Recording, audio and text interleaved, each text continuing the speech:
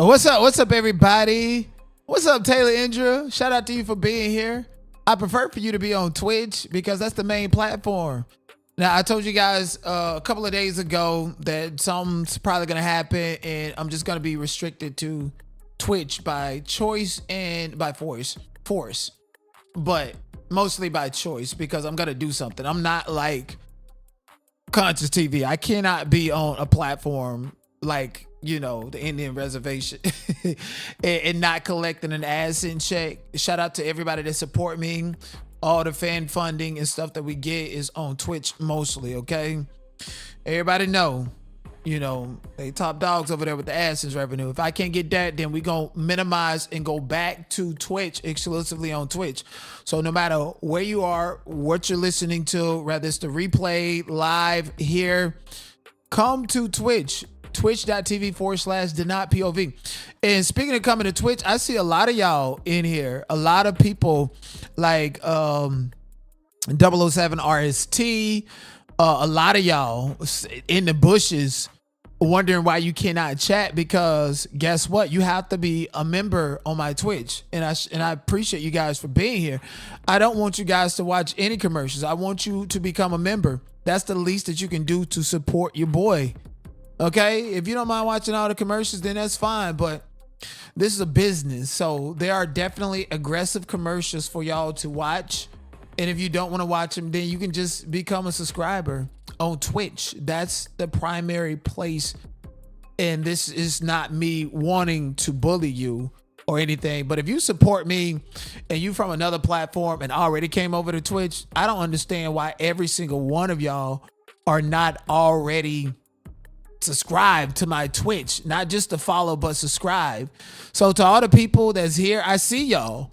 I do see y'all and I want y'all to engage. It's some people right now. I see y'all in the bushes that have been here for quite some time.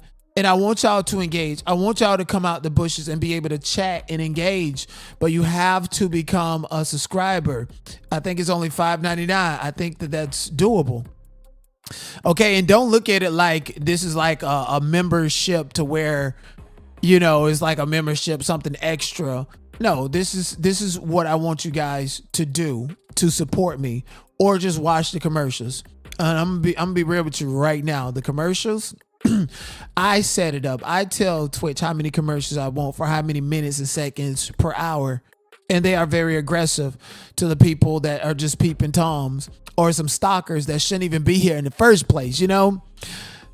And Betty Bob, somebody called you out and said that you was the crazy person. And I don't think so.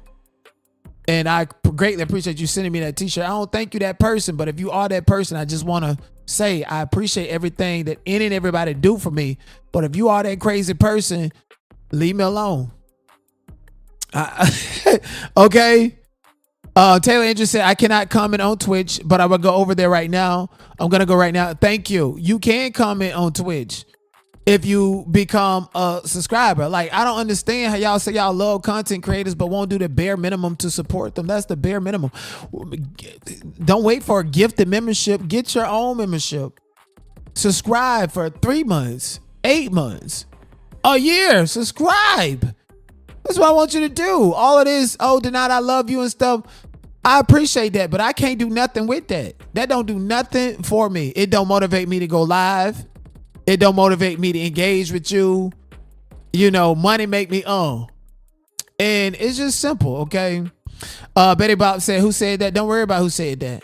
But if you are that crazy person, and I don't think that you are, I'm just saying as an abundance of caution, because that crazy person will get up here on burners and do things and then act like no, we good. I've been at peace. Peace and tranquility is what I want. So while I appreciate you, if you are a specific individual, get away from me. So Betty, but I don't think so. I'm just doing a PSA because me doing this PSA to you is also doing a PSA to remind the crazy people that it's still, it's still that way. Okay. And let me tell y'all something. I can see if any and all of my moderators delete comments or block people. I'm the only person that can unblock someone. I have not unblocked anybody in the past 3 months. I don't even think I blocked anybody in the past 3 months. I definitely have not unblocked anybody. And if you are somebody that I blocked and you keep coming on burner, then I blocked you again. You count as that one person. And I'm not going to unblock people that I don't deem, so paint the stories how you want, lie as much as you want to try to like force engagement or whatever. I'm not doing none of that. I'm dead set on what I say and what I do. Okay, so to the little 2-3 people listening to you or whoever, stop it. It's a lie. Okay, those are public announcements. And again, Twitch is the main platform. Betty Bob said, "I've never been crazy on my kid." You can trust me. Absolutely. Lotus I said, "Come on, y'all, show your support. I have a free subscription and I pay monthly to support on top of that. Let's support scholarly black media." Exactly. Okay, I can be low down. I can be crazy, erratic, all that other stuff. And believe me, I want to get crazy. It's just I'm sitting down and my energy is like contained and I can't move around as much. But when I get back on that type of time, moving around and utilizing my space, don't be like, "Oh, he crazy. Look at him." No, I'm just utilizing my space. And so I need to actually set this up and get like a taller desk so that I can set it up to where I'm standing up and I'm moving around a lot again, because I really, really like that. Even in acting class, they tell you don't sit down, stand up in case, unless the scene that you're auditioning for or that you're doing is actually like requires you to sit down. Stand up, let your energy flow from the head to the toe. And I just feel like, my energy is right here at the solar plex, and then my legs and stuff are sitting here and just relaxing. And my legs are killing me. I went to the beach today, played some tennis, did quite interesting things, enjoying life. But I'm definitely not going to neglect you guys. I swear to God, I'm not. What's up, Jessica Bush? What's up, Aunt Dev? What's up? I greatly appreciate y'all for being over here. Again, Twitch is the main platform. Okay, any second, anything can happen. I'm not Conscious TV. I cannot be on the platform with y'all seen it with Controversial News. That page had 20,000 subscribers on it, and I was going off because, bitch, I'm not finna be over here working for free. I don't give a fuck if I had 200,000, bitch. I cannot be fresh and fit. Still going like, I'm good with all of that, bitch. Okay, pay me. I don't work for free. Sorry. So this is a kind gesture and a reminder of all the people that love me and all the comments. "Oh, I finally found you. Where have you been?" On Twitch. Come on over on Twitch. I can't stress that enough. How you been, Aunt Deb? How you been? I'm gonna go ahead and just start the docket. Y'all keep on telling me about, and people send me emails like, it is only one particular person that I pay attention to emails when it comes to like content docketing. I don't know who that person is, but they send me information. It's only one person, and I have vetted that person to not be the crazy people at all, okay? And they keep feeding me information about Larry Reid and Bishop Bernard Jordan and what's going on in the church sector. Listen, they wanted me to be the king of the beef sector, and every single time they try to uplift me there, be attacking me, I push them niggas away from me. And now y'all want me to go into the church sector? I'm good with that, okay? But I will give my opinion simply because the person who sent it to me is asking for my opinion. I'm going to give it to you publicly, and I'm going to give it to you how I give it to you. I'm not thoroughly invested, okay? Larry Reid has ruined Church of God in Christ as far as it goes with the online commentary and community. Mind you, he had a deal with BET. Tasha K pretty much exposed him with Levante Andrews, and it cost him his BET deal. He tried to extort TD Jakes and did so much, and then messages came out that he sent messages to someone, and it confirmed that his business went downhill since Tasha K pretty much put out predatory allegations against him. And then Vincent Terrell came out, the pink lotion game, and it's just like, it's too many It's too many punks. Like where are all the women voices? Why we don't uplift the women voices that are doing commentary in the black church sector? I don't believe that women should be at the pulpit. Now that's just what I'm saying. Women should not be preaching, but women should be able to give commentary on what the men are saying and to redirect it and correct it, especially if the wives are grifting and snatching up money from these women. Where are all the women? Why are they shut out? Why don't they get the clicks and the views? Why they're not really a part of the picture? The women in the church, the women that's giving commentary and that's correcting the biblical, statements and the misquoting of the Bible. I would rather hear a woman give commentary on TD Jakes, on the men that are at the pulpit. Because again, I believe women do not belong at the pulpit. I'm sorry. That's just what it is. But again, I would definitely love for a woman, a woman to be completely uplifted, because at the end of it, with this Larry Reid and Bishop Bernard Jordan and Church of God in Christ, this online banter, even everybody going to prison. Whitehead going to prison. Or look at Lemon Pepper. His father is over there working with them people to do damage and harm to our community through the Zeus Network app. It's atrocious. I definitely want to hear more women do commentary, because I feel like women are the actual victims of all of this. Whole bunch of gay men just talking about gay stuff. It's just gay. It's men sleeping with men that's married for 4-5 years. And now, your wife didn't know that you was creeping around. Why is it a surprise that Bishop Bernard Jordan is gay or down low or bisexual, whatever? Why is that such a big, that's been out there? And the elephant in the room is that Tasha K actually posted a picture on TashaKLive.com of Bishop Bernard Jordan going through Storm Monroe's back door over 2 years ago. And now all of a sudden he want to sue people for defamation, questioning his sexuality. Why you didn't sue Tasha K for that? That's been out there. I don't understand. And then the job of the Hut, just lying and collecting money. They like to talk shit about me and talk, Denot, you pretend this, and I don't pretend a goddamn thing. I am Denot. I sell nostalgic energy. I sell virtual D, and I sell bubblegum, okay? And bubblegum. But when you got a cult leader or people that's hiding their antics behind God and spirituality, those are the scam artists. Scamming women out of their money.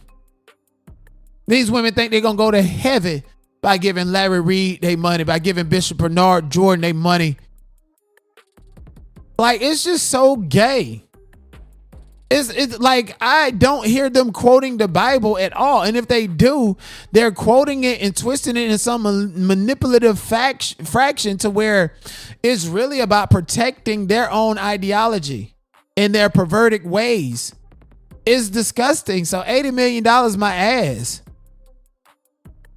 And then they were talking about Conscious TV. Listen, Conscious TV is Conscious TV, okay? I will never get online and cry for the validation of Larry Reid specifically, who posted you for the first and last time on their page on Halloween as a gag and is still up there, who let William McCray say that you got the house in Virginia and is still up there, and you just cried about this man's permission, approval, validation, and talking about y'all going to therapy. What is the therapy? Is the therapy just the actual talk, and now you get out here and you just go to war, and like it's pathetic to me. And that's honestly that type of mentality is what could commence the issue Conscious had with me. Now, I'm smart. I like to let people think that I'm all in the wrong and that they made a decision to like not with me. But honestly, can't nobody fuck with me because they can't fuck with me. That's just what it is. And for him to position himself as the queen of receipts and giving it up, and everybody else is biased, you're biased. You work for Larry. Everybody know that. Like, what are you talking about? You have a side. You picked a side, and you're gonna chop up and manipulate and dissect information in a way in which it protects your sole interest, which is a relationship with Larry Reid. And then Jabba the Hutt, is these big ass, bald headed, mostly ass niggas are just circus freak show acts. It's like Jabba the Hutt picked up, left LA, and moved to Atlanta, Georgia, thinking that he was gonna get a piece of Larry Reid. Okay. No fighting and arguing in my chat on Twitch. That I don't like that. This is a community that we're building, and whatever y'all got going on, and whatever I said, and Betty Bop, no, it was not Lotus Ty who told me that. I just want you to know that. Don't even worry about any of it. You're still here. You're still welcome. This is my platform. This is my page. You're still here. Stop arguing with other people. We like to have a great rapport. It's already bad enough. It's only a few of y'all here in the chat on Twitch because y'all contribute. Now, if I open it up to everybody, it's going to go crazy. So let's just, somebody said, is Jabba the Hutt 82? No, we're going to get to 82. No, Jabba the Hutt is Thais report, okay? I sent him some Fixaderm, hoping that he can rub it around his neck to cure the blackness. And then I found out that really don't work for type 2 diabetes. And, Thais, he liked to sit up there and beg women for their money all day, every day, and then send money to the men that he wanted, the men that he after. And they say his heart is broken because he thought that, he was gonna be like Conscious. Him and Conscious, they fought about Larry Reid. They fought about who was gonna be the number one protector of Larry Reid, and they was fighting for him on the platform, and he pitting them two against each other, and they about the same size, as just Conscious weighed a little bit better. That's it. And so he picked up and moved way to Atlanta, Georgia, hoping that he would be in that Bishop Bernard Jordan and Larry Reid whole escapade in the clubs. Okay, these are the people that want these parasocial relationships, that they just take it a little bit too far, and they want more. And so he all butt hurt and all that other shit. He all butt hurt because he still find out he ain't even want it.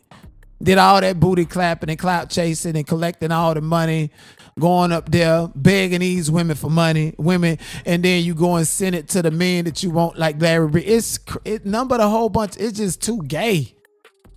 Why are these women listening to this? And I have nothing against gay men, because I'm in the LGBT community. Okay, one day I want a woman, and next day I want, that's just what it is. So, but I'm not out here selling spirituality and selling access to heaven and making you believe that if you don't follow me and don't subscribe to my ideology, you won't make it into heaven.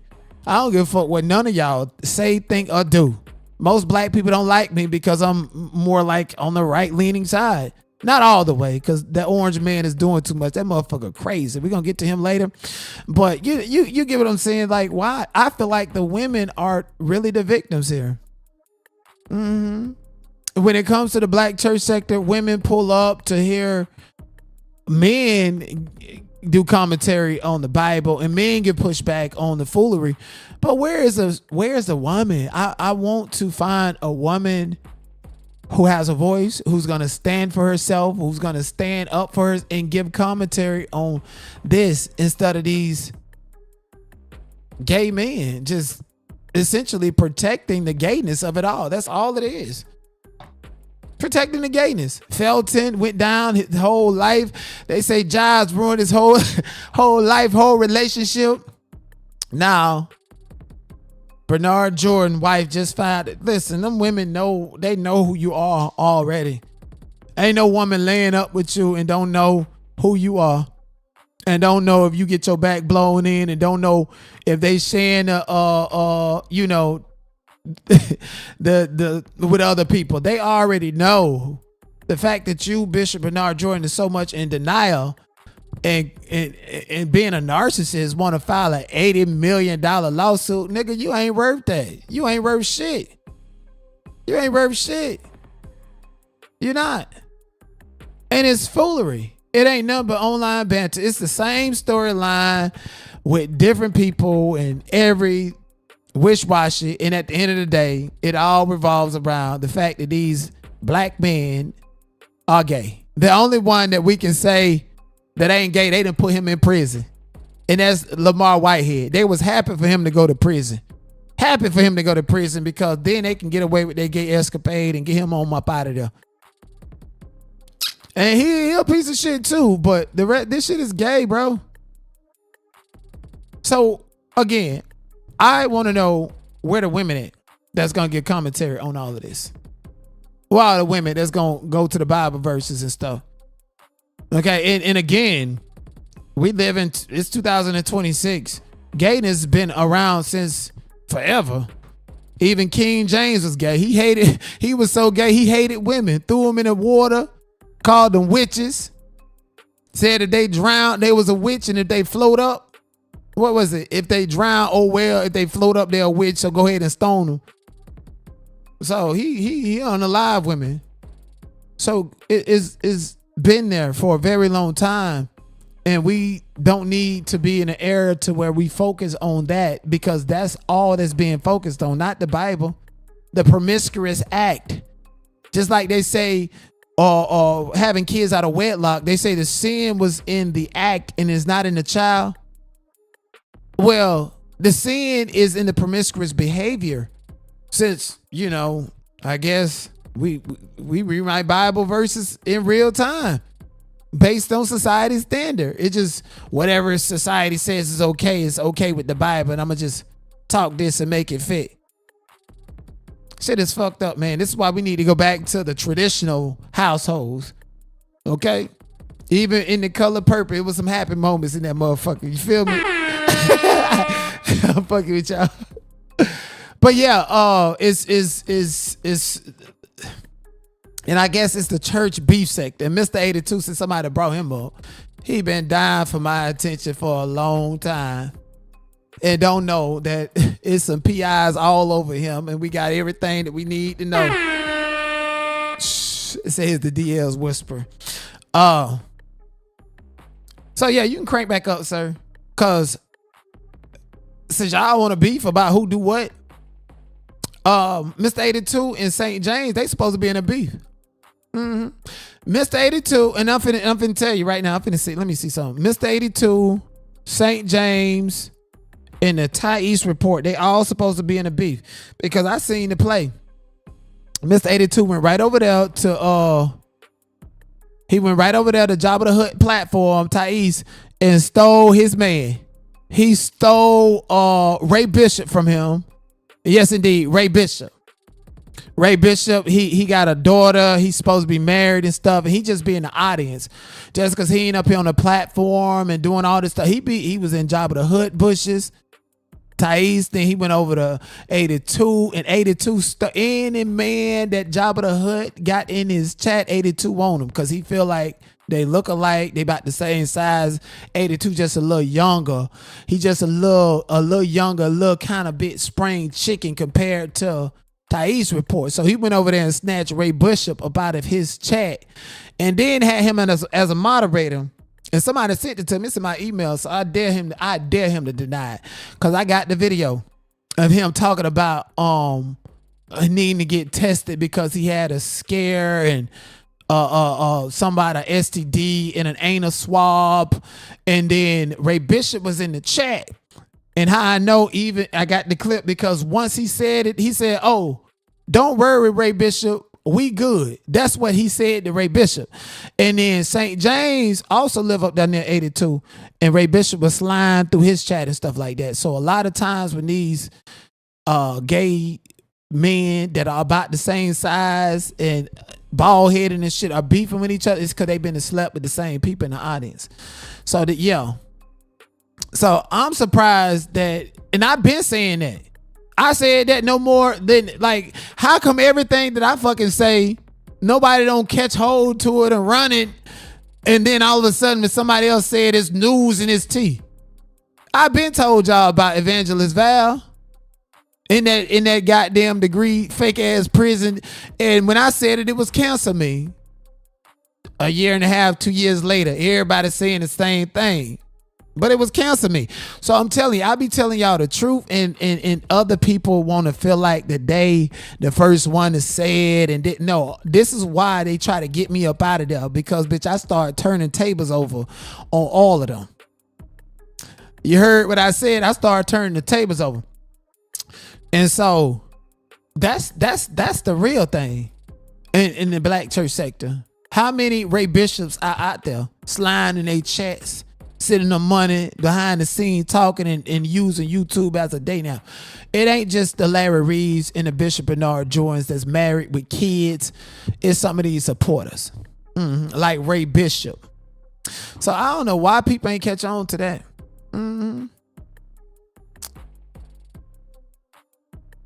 Yes. Send me a whisper if you guys have any grievance, and don't attack each other. Give me 1 second. I see somebody in my chat that I don't even know how you're here. I don't know how you're here. But you finna get blocked right now. I'm good. I don't know how you here. I don't know if that's a new account, but it seems similar to an account that's already on the block list, but you got to go. Okay. No, there's no beef. There's no issue. There's no anger, animosity. You just got to go. All right. But yeah, that's the team. So again, I just feel like this whole black church, and then William McCray is the leader of it all. A nigga that wear faja wigs and fucking eyelashes, look like Snuffleupagus. Like, this is supposed to be the leader. This is the man that got all the tea. And there's secret recordings here and there. Same play, different characters. Like, get out of here. So, again, I don't know. Like, and another thing that I told you guys, I told y'all the Breakfast Club was down. I told y'all the Breakfast Club was canceled and it was up out of there. Didn't I tell Aunt Deb, you was here? Didn't I tell y'all that about, what was it? As soon as they did the Netflix deal, I said the Breakfast Club has lost touch with their audience. They have sold out.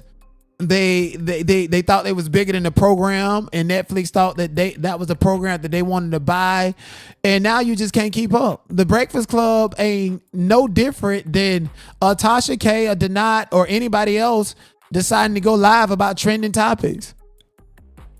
And nobody don't give a fuck because you got a contract at iHeartRadio, and nobody cares about Charlamagne the God. Nobody cares about Laura LaRosa or goddamn, DJ Envy, or nobody cares about them. They care about the news that you're delivering.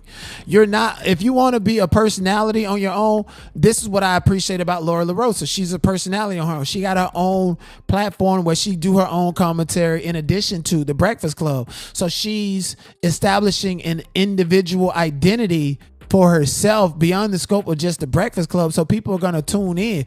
People are not going to go to Netflix. I got Netflix. I'm not on Netflix to look at the Breakfast Club. It's like being on Zeus Network and watching a Hollywood movie. I'm not on Zeus Network to watch the motherfucking Hollywood movie. I want to see them bitches fight and thump. That's it. And I don't even want to see the dudes. I want to see the women do it. All that other shit is just filibusters. You know what we want. So it was a bad move. I said that 2 months ago, but suddenly it's the content today. Like, am I supposed to repeat myself? Oh yeah, it took Jess Hilarious to go live and say what I said 2 months ago.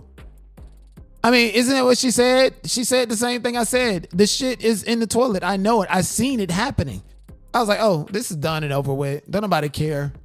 They feel indifferent. They don't see the same numbers. They don't see the same engagement.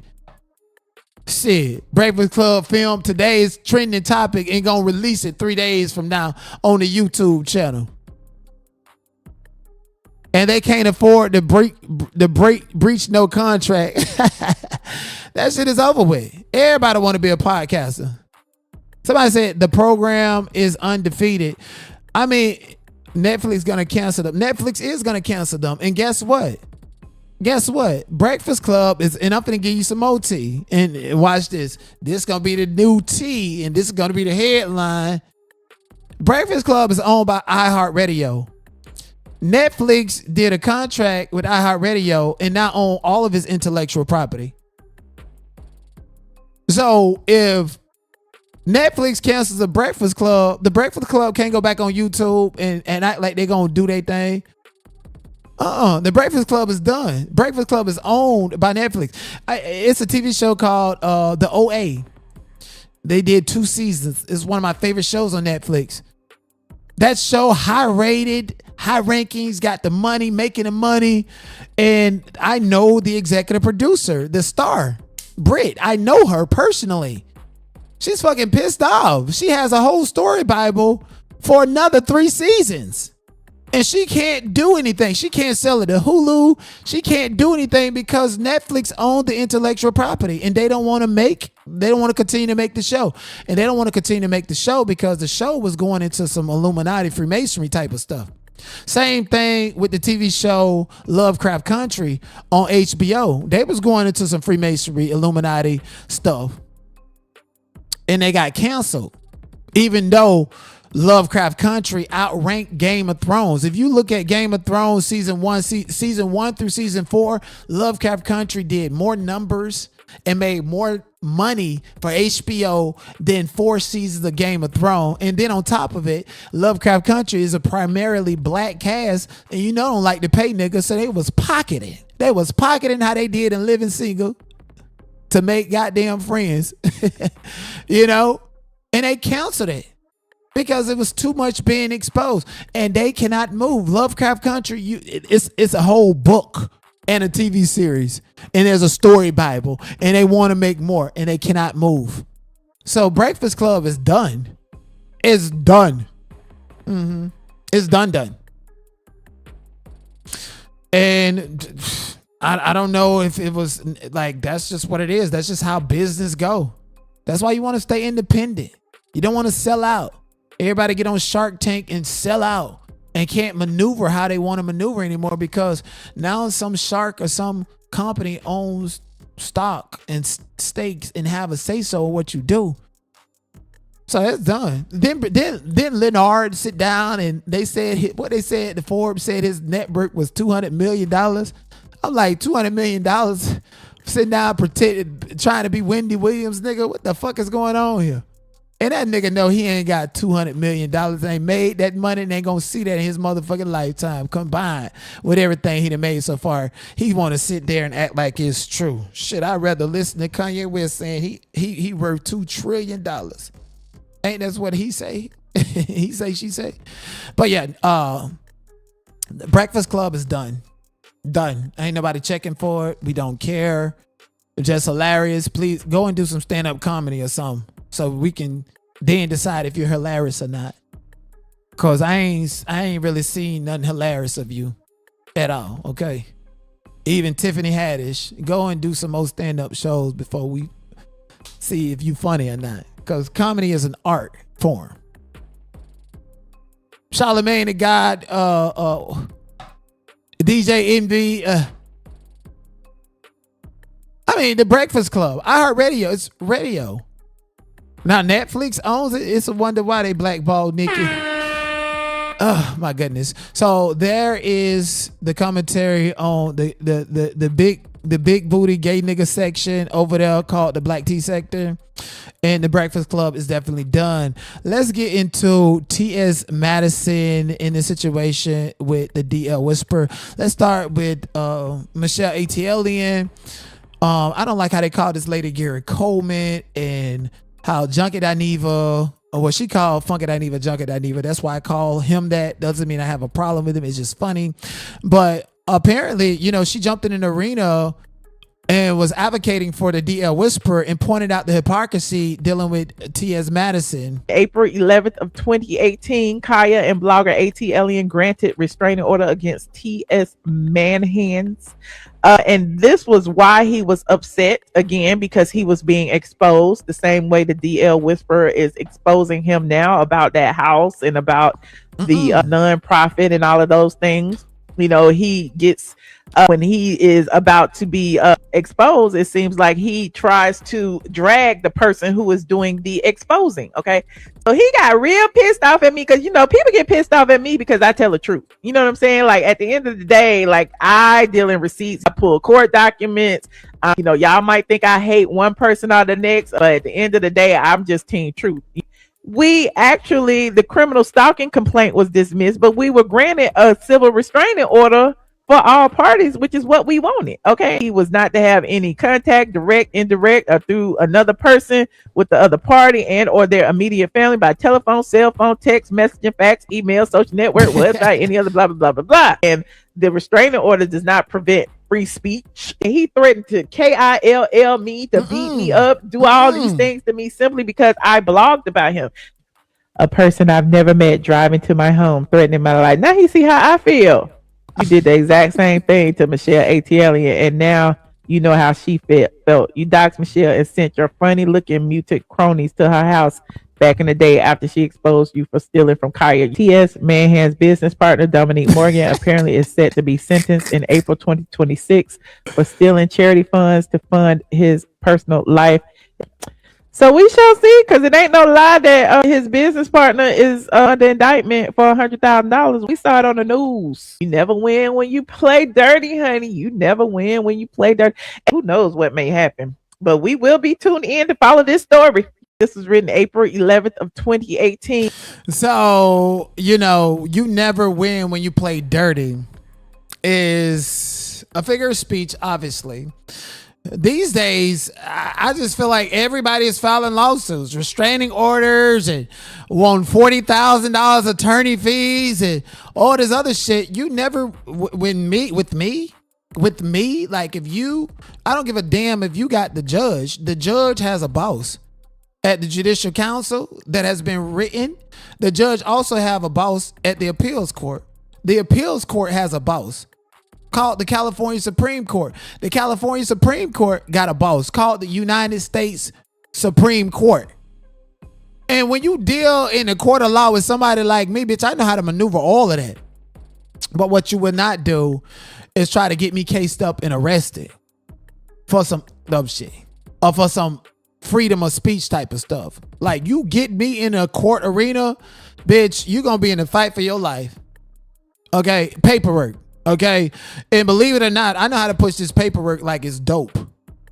What takes a lot of people weeks, take me a day, if that. And the only reason it'll take me a day is if I'm trying to because when you get into the higher courts, you have to really be diligent. You have to, you have to make sure you do the APA citation. You have to make sure that your footnotes in order. You have to make sure you have a table of content, table of authority. You got to make sure your citations are in alphabetical order. You got to really be tedious in the higher courts. And I know how to do all of that stuff. But the situation with T.S. Madison, and I told you guys the other day, T.S. Madison is not a victim.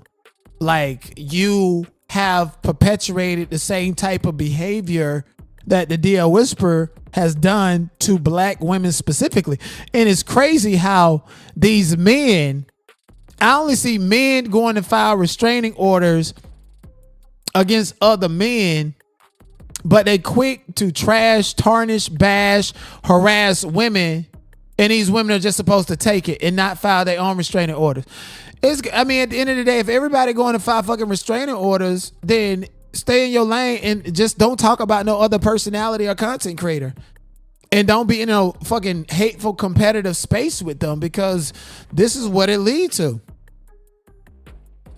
You see all the white people, the Ace family, Jake Paul, all these white YouTubers boxing each other. And that's not even just a YouTube thing. You see homies giving each other the friendly fade with boxing gloves and shit like that and hashing their problems out. On YouTube, if you say that, they're going to file restraining orders. Bitches are so fucking scared. Scared of your potential, scared of everything. And so when the DL Whisperer is, I guess, perpetuating this whole 2018 type of B sector content, people going like, that's fucking weak. It's fucking weak. if your life is not sincerely in danger.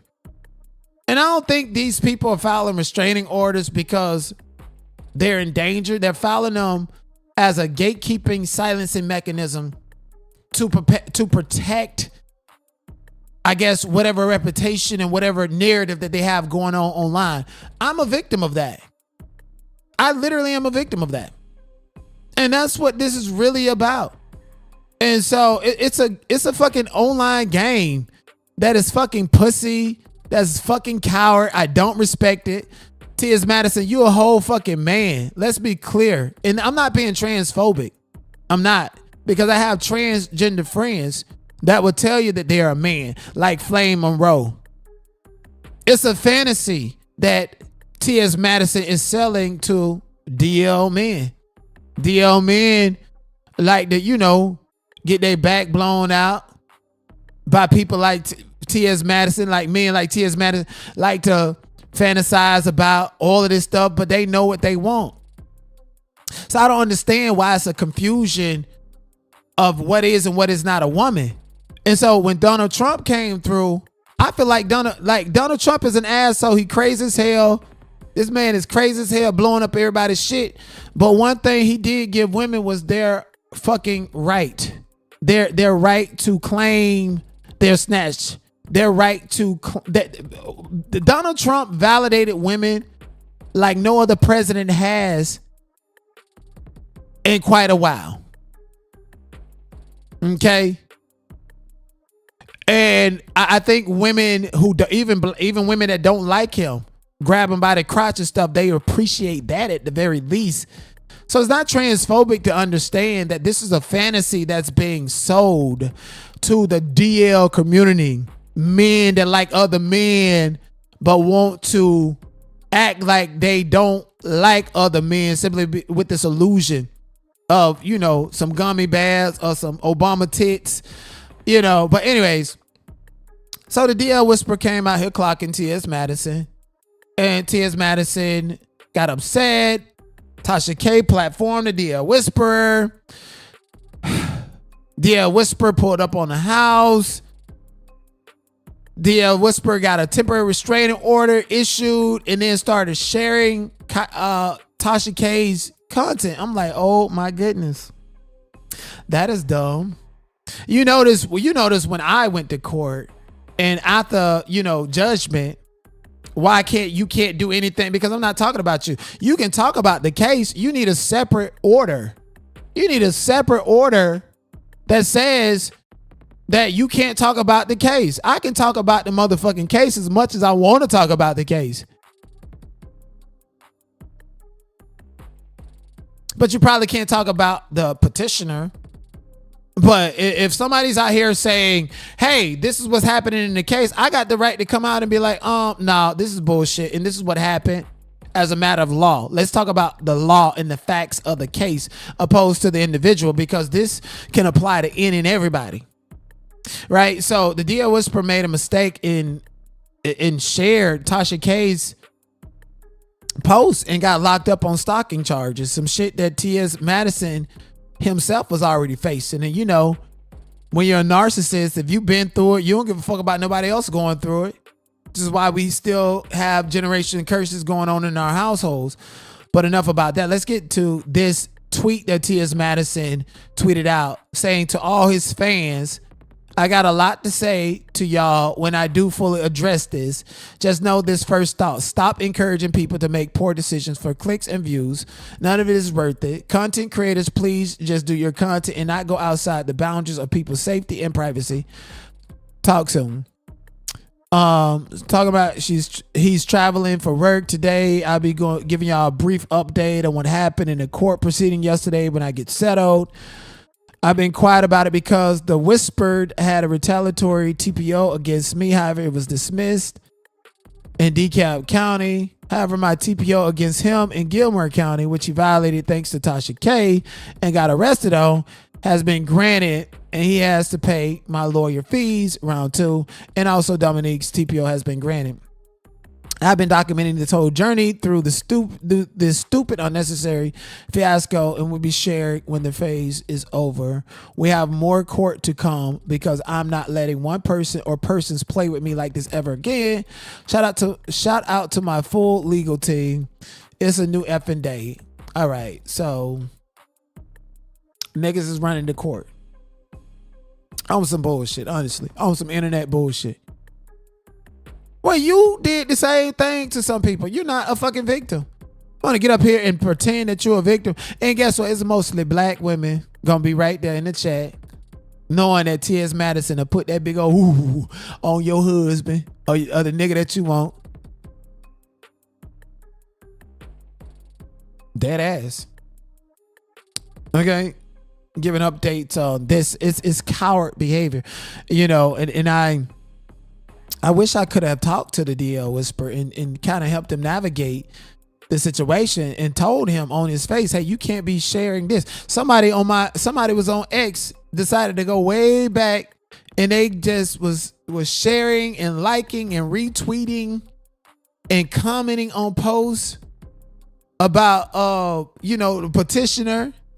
I don't have no court order saying I have to delete a motherfucking thing. It's there. You didn't request for the court to tell me to delete it. The content is there. The videos is there. I said what the fuck I said. I don't need to keep repeating myself. It's there. I'm not like, I can't go and engage with it right now, or else, that's jail time. Or that gives them the right to use these restraining orders to harass you when they do the same motherfucking thing. It's coward behavior. Niggas get dry, get bored, content slow. Everybody want a lawsuit. Everybody want a restraining order. It's fucked up, man. It's pussy ass shit that I don't even fucking like. Like, there are some situations to where you probably actually need it. But in this situation, I mean, pulling up to T.S. Madison's house, that was, I feel like, a little bit too far. But was T.S. Madison actually scared? No, T.S. Madison don't like to be exposed, don't like to be talked about, and use that as a way. First of all, came online and talked about how rich they are and how unbothered they are, but still went to the court and told the crackers a different thing so that you can weaponize that against him. Like, DL Whisper should have pulled that up, like, and showed how you said that you didn't care and how rich you are and how secured you are. Now you want to claim that it was fear? It's bullshit.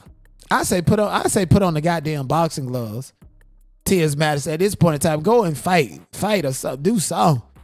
Shit, nigga tired of looking at big ass pimple BBL on top of your booty. Dead flesh and shit crawling all over. I don't respect it at all. I don't. And so the DL Whisperer is apparently in jail with no bond on stalking charges and facing 1 to 10 years, which I highly doubt is going to happen. But at the end of the day, like, nobody wants to be in the court of law as a defendant, as a petitioner, as anything. But you got to do what you got to do to protect yourself. Okay. And again, content is very slow. And so I feel like T.S. Madison is going to milk this content dry and play the victim, even though we all know that you like to stop black women bags and like to gatekeep. Even told Daryl Moore and all of them not to hire Kaya, and then call all the people, all Kaya's fans and people that know Kaya, and blame them and try to hate. Like, that's so fucking disgusting. You're a whole goddamn man. I don't like people like that. We live in a world where people feel like they have to eat other people in order to stay on top or remain in whatever position that they're in. It's bullshit. Mind your motherfucking business.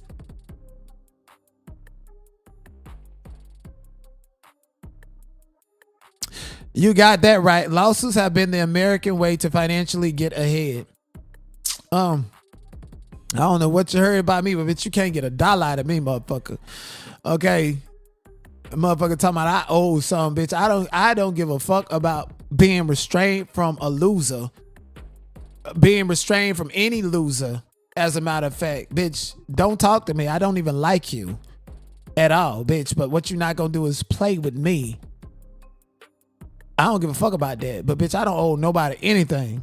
So if a motherfucker think that they gonna get 40K or anything like that, fucking penny out of me, bitch, now we talking about due process. Not only due process to file an appeal, but due process of property. Like 40,500, that's property money.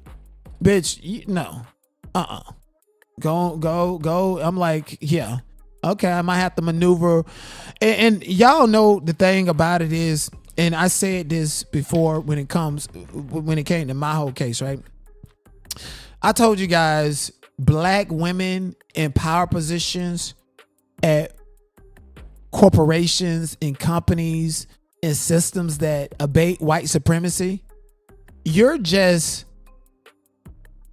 nobody to them, and you're a gatekeeper, and you're there only to go against your own people. I mean, we even go all the way back to Thurgood Marshall.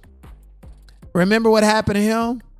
All these white people coming in wrongfully prosecuting black people, and he's the judge signing off on this, and then one day he just said, I have enough of this.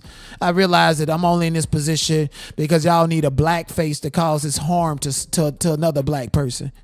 So when I look at black judges and black police officers, or black people, black women, like the DEI hire black women at the head of Disney and Warner Brothers and all this shit. Mind you, they all decided to leave. When I look at that, I'm like, okay, you're in this position to gatekeep your own people. And you're doing a mighty good job of that. And once I identify that, I really lose all respect for that person. I can't even play the game with them. And it's mostly black women to gatekeep masculine black men, and masculinity has nothing to do with sexual orientation. Now, I personally feel like, well, if you're a bottom and you out there getting, you ain't shit masculine about you. That's what I say. But wannabe women are put into these positions ahead of the race, put in these positions that other black women could easily fill. But they like to uplift and tolerate and deal with feminine ass black men. You want to conquer a whole race, you put feminine ass black men and women in power positions. And so, because on his face, like, I'm smart, I got feminine tendencies away? I mean, that's subjective, but I mostly hang out with straight people. I do what I need to do. And I just don't give a fuck. And so people can be intimidated by that. Somebody said, oh, what's up? Thank you so much, Carrie. Can you come to Twitch, please? Come to Twitch, babe. Greatly appreciate you. But yeah, like, it's fucked up. So I want to say that, like, this is why a lot of people know, and the saying go, you don't want a black judge. You don't want a black judge. You don't. And even more so, if you are politically aligned with one party and the judge is politically aligned with the other party and they find out, oh, bitch, hell no. They gonna rule against you. They gonna do everything against you. They gonna violate your rule. They gonna violate your basic rights. And again, I'm going through this right now with a black woman violating. And I was listening to this same black woman judge. I was listening to the same black woman judge yesterday. I was and I'm like, oh, bitch, it's a courtroom full of people here. And now you want to do the right thing and talk the right lingo. But when I was in your court, there was nobody here, which means that you know you finna do some fucked up shit. And you did some fucked up shit. All because of your feelings and other things. And people like, oh, why you don't forgive? I would never forgive a motherfucker who caused me to have to do more work around another nigga bitch. I'm not. So, all these lawsuits and shit, like, y'all bitches is taking the fun out of the internet. Whatever happened to just taking a motherfucking joke? People are too sensitive these fucking days, bitch. people feel like that that because you're smaller or they've been here a long time or whatever, that they can't give banter, and they on fucking mute. They on mute because you just can't take it. The fuck are you talking about? So it's coward behavior. I just want to put that into perspective. Shout out to y'all for being here. Come on, like the video. I'm not interested in hearing T.S. Madison cry about some shit and try to get y'all some money or anything. T.S. Madison to me ain't no different than Jabba the Hutt, Thais. Every time that bitch go like count heads, count AdSense before it drop in. You know a motherfucker counting the pennies if they brag about getting mechanical residuals from Beyonce. Shit. Beyonce don't like to pay nobody. So don't sit up here and use Beyonce name in vain saying that you're rich. Even her own stage manager just recently had to come out. Her daughter had to expose how they done left him broke, dry, and all. Bitch, your mechanical residuals from Beyonce ain't no different than the goddamn peanuts that Tasha Arnold that's getting from the Martin show. Peanuts every goddamn now and then. Get up out of here. All right, let's move on to another ongoing fucking lawsuit.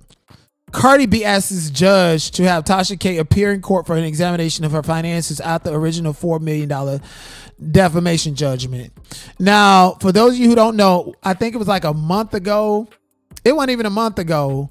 Cardi B went on Twitter Spaces. She was rehearsing and she was on Twitter Spaces. She went on Twitter Space for 2 hours, then came back for another 3 hours, dragging the hell out of Tasha K. And she specifically said, you're not going to be messing with nobody around me.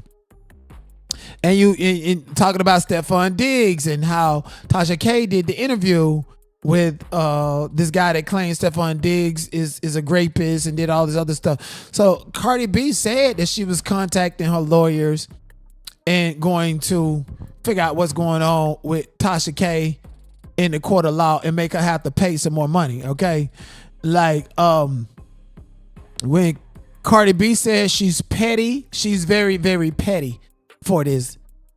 Petty. Again, another weak bitch that then used the court because she just can't take it no more. And then weaponizing and abusing the system legally. And when I say abusing, she's not doing anything illegal because she has jurisdiction over Tasha K's finances, given the fact that she's a creditor that Tasha K owes, so she can go in and do these type of things. But this is weak shit. This is weak shit. You don't need the money. You're mad because Tasha K is exercising her First Amendment right. And so you trying to now do some shit in vain. You're not going to have good luck for this. This is why Stephon Diggs got cut from the Patriots. We already knew that was going to happen. His brother got cut. The Patriots used Stephon Diggs and Cardi B like how they use Taylor Swift and Kelsey in order to promote the NFL, promote the halftime, all of this other stuff, right? So they had already invested time, energy, money, clicks, and views for Stephon to play in NFL and for the Patriots for the remainder season. And mind you, 3 weeks before the Super Bowl, it was a lady that came out and said he choked the hell out of her. And then as soon as the Super Bowl was over, he was damn near in handcuffs. So the NFL was protecting Stephon Diggs as an investment. And all of this is happening to Cardi B because they say she put a curse on Nicki Minaj. And she's coming out to Tasha K. She's very mad, very angry, and she needs a punching bag. And Tasha K is that punching bag. Unfortunately, that's just what it is.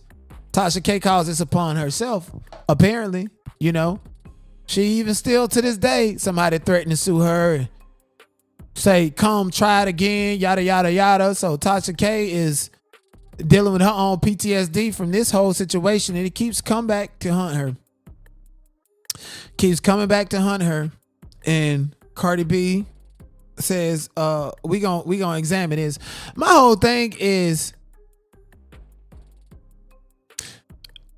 I'm pretty sure Tasha K has a gag order to where she can't mention Cardi B or speak on Cardi B. So when I seen Tasha K doing an interview about Stephon Diggs and Offset and stuff, this is revenge. It ain't no different than Tasha K doing an interview with the DL Whisperer or Milagro Grams and stuff. This is revenge, and this is vengeful content. It might look just regular content, but this is vengeful material. And Cardi B knows it. So I feel like in the name of free speech, Tasha K can do whatever the fuck she want to do. But in the name of a lawsuit that happened that was already lost and won and $4 million before I got to YouTube, I really don't have a dog in the fight. But this is goddamn fucking petty. It's petty as hell. This is legal harassment. There's ways around it, obviously. And before anybody get to try to do some shit like this to me, oh bitch, I see the future before it can even happen, before you can even sue it, before you can even make a move. Motherfuckers try to do and want to do some shit like that to me, you gonna catch all the papers that you can. Before you even make a move, you gonna catch all the papers, okay? I even got motherfuckers saying that they don't care if they get paid $1 or $2. They gonna collect. Well, we gonna play that if you try to collect, because I ain't got no money for you. I give you $1 too. Until they got them higher courts do what they need to do. Now, shit, bitch, I know too much law for people to be playing with me. Are you gonna settle that, or are you gonna pay for some more attorney fees on appeal?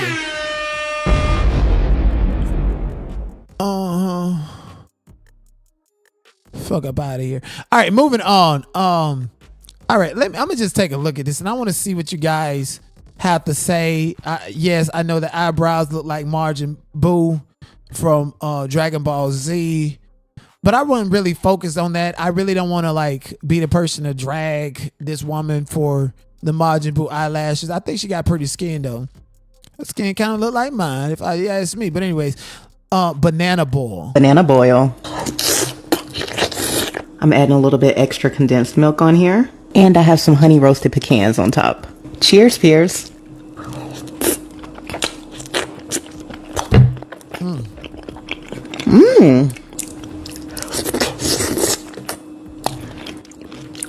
Yo, you guys have been wanting me to make a banana boil for I don't know how long, and we finally have made it. And you guys are genius.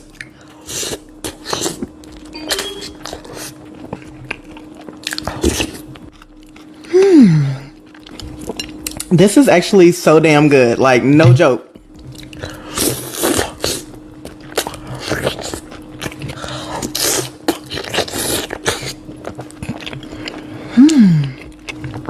I should have made the recipe for this because this is good as hell.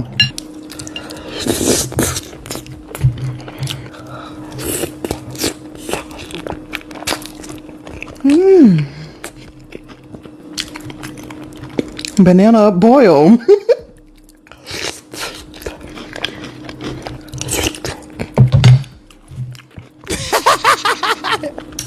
Not even just regular good, like that's good. A banana boil. Let's eat a banana boil. Damn, she rolled out 4 bananas out the rip.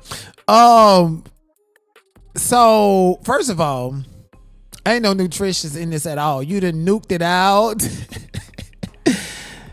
It's like, you know, when it used to like if this was some motherfucking king crabs, I'll be all in. Yo, you guys have been wanting me to make a banana boil for I don't know how long, and we finally have made it. And you guys are genius. I just think that people are addicted to that type of, and they just want to do that. Like, I ain't gonna lie, motherfucker. I done watched enough seafood boil videos. Be love, bitch. I don't give a fuck if I got some blue crab. I'm trying to make the same noise or some shit like that. You know, it's like eating food these days. Everybody want to make that noise. Banana boil. Ain't no potassium in that motherfucker. Nothing. It's all nuked out, boiled out, dripping in icing and syrup and pecans. Ain't shit healthy about that. at all. It's just a mess. If you ask me, okay, it's just call it big back, whatever, big back.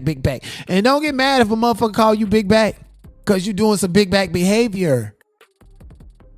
It used to be cute. It's just like, and then look at her. Just now I see, like, at this point in time, bitch, I'm finna make me a whole AI, Instagram, and TikTok of obese black women just eating. Y'all seen the AI cows? It's a niche for it. I would rather watch AI do that shit and laugh at it, because I feel like, damn, I'm laughing at her. Am I laughing at her for doing this, for being big? Am I laughing at the eyebrow? I don't want to be sitting there picking and poking at the black women, but look what the fuck she doing. You're putting yourself in the way to be picked at. Dead ass. Somebody said she sound like I ain't want to say it. That's what I was looking for y'all to say. You know, it's like, come on. You only get away with that type of sound with the crab boys and shit like that. Maybe, you know, somebody can do some shit. That's why I'm proud of the Dr. Pepper, baby. It's good, it's nice. And now they say, Wendy's. Wendy's is looking to hire a chief tasting officer with a salary of $100,000. Now, this would be good for Mr. 82, big back ass, okay? A motherfucker that just be sitting there like a whole big ass trash can. You know they gonna hire an obese black woman to do this shit. Okay? They gonna hook it up. They gonna have some nacho Dorito burgers, all this shit. No hire hood nigga, bitch. They gonna have a jailhouse style burger over there in the motherfucking Whitney's or something. All the CEOs and executives ain't number some old white men coming up tasting the burgers at McDonald's and Burger King and Wendy's. I'm telling you, go ahead and apply. Go ahead and apply. Bitch, they don't even need no degree. You don't need a degree at all. $100,000? Fuck wrong with you, bitch? I'm about to apply. $100,000 job type, dream, location, remote, travel, like mostly to your local Wendy's and or the couch. Start ASAP. Require confidence, a human mouth, a post, opinions, creativity, taste. Child, they just fishing for motherfuckers to come on out here and do some more videos like Dr. Pepper, baby, it's good, it's nice, and da-da-da-da.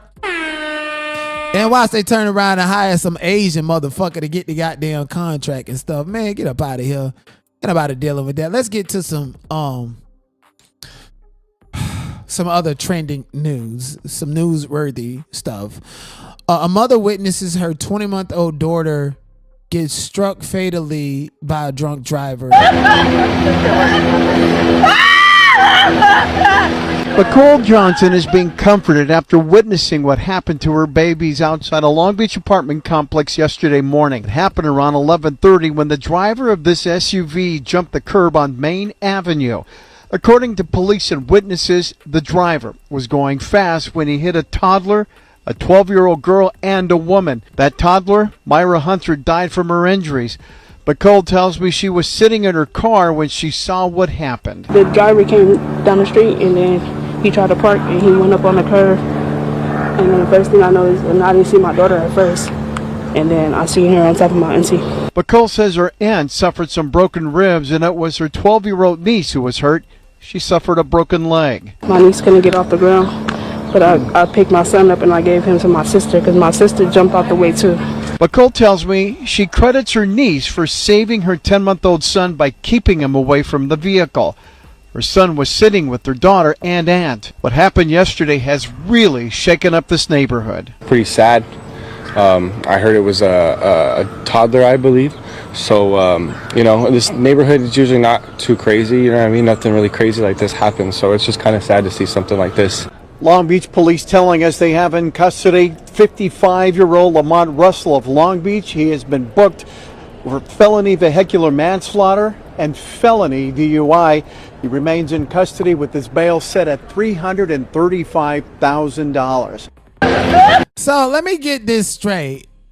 This man drunk driving, vehicle manslaughter, $335,000 bail. But I could go to jail in LA County, by the way. Same county. For a simple misdemeanor. And they give me a $250,000 bail. And this nigga get 300 what?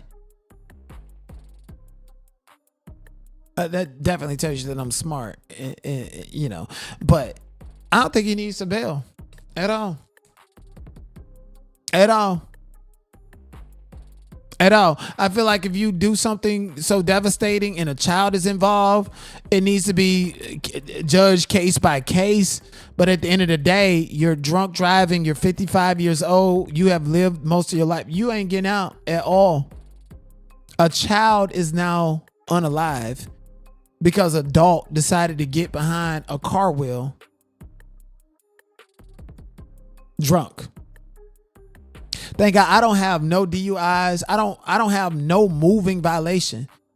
Okay. Now I got parking tickets. That's not a moving violation. That's why it's called the parking ticket. I've never had it. I've always been very, very careful behind a vehicle, especially given my traumatic experiences of losing loved ones behind fucking vehicles. So people driving drunk, crashing out, driving when you can't cognitively function, driving, talking on the cell phone. I personally don't think y'all need any driver's license. Put it on Bluetooth. I have a firm rule. If you're driving, get out of my chat. And that's exactly why I have that rule. Who knows what he was doing? He could have been on YouTube in somebody's chat.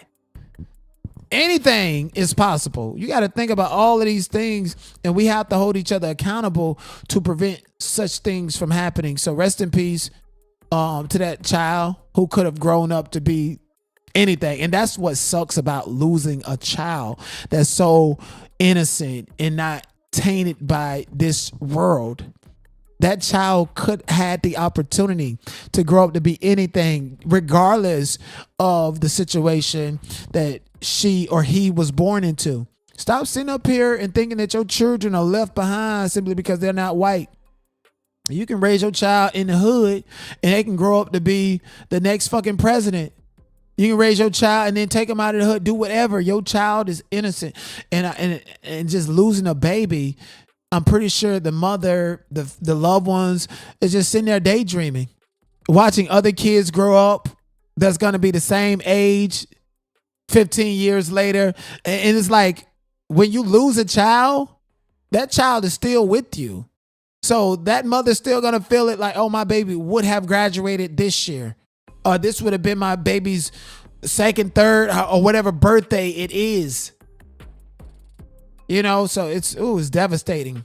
And I just really feel bad for anybody that's lost young people, because I can only imagine what it's like losing a baby with so much potential, so much opportunity. And with that said, I don't think that dude deserves to get a bun. Ignorance is motherfucking bliss. And I keep telling y'all about these generational curses that we have in our households. And this is what makes me not like being from Florida. A father of one of the 12-year-old boys that was, who raped the 12-year-old girl says he's too young to go to jail. You want to lock up a 12-year-old boy for this? 12-year-old boy we're talking about. We're going to leave him in jail and put a life charge on a young man. A young black man that was visiting Miami. It was with the wrong two kids.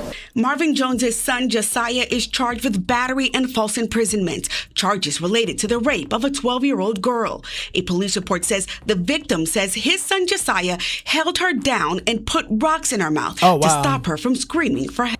This is a 12-year-old boy we're talking about. So, if you guys recall my last video when I covered this, I didn't know which one of these children put rocks in the girl's mouth. Now, that element of putting rocks in a child's mouth, That right there in itself is what made me be like, okay, they need to be charged as an adult because they did extra actions to silence this girl in real time. They not only just held her down, tied her down, and they put rocks in her mouth to stop her from screaming. And your child did that, and you want to say a 12-year-old boy, you're going to do this to a 12-year-old boy? Fuck is you talking about? This is the state of Florida. Same place Trayvon Martin happened. And every time I tell you guys the stories about it, like I'm lucky. Shit, when I was 12 years old, I was fighting teachers. Yeah, I'm like the smartest nigga in the school fighting teachers at the age of 12. My smartness has always saved me. You know? So I'm smart enough to know that this is pandering, and this is detrimental for him to come out here and try to plead with the public to say his son is 12 and he don't deserve this charge because he was hanging out with the wrong people and he put rocks in the girl's mouth.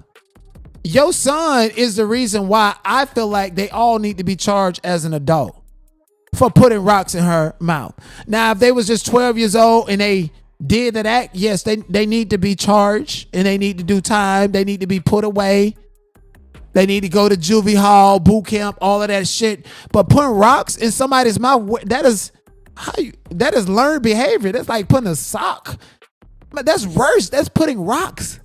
The child could have swallowed a rock and died. Got a rock lunged in her throat. A rock off the dirty ass ground.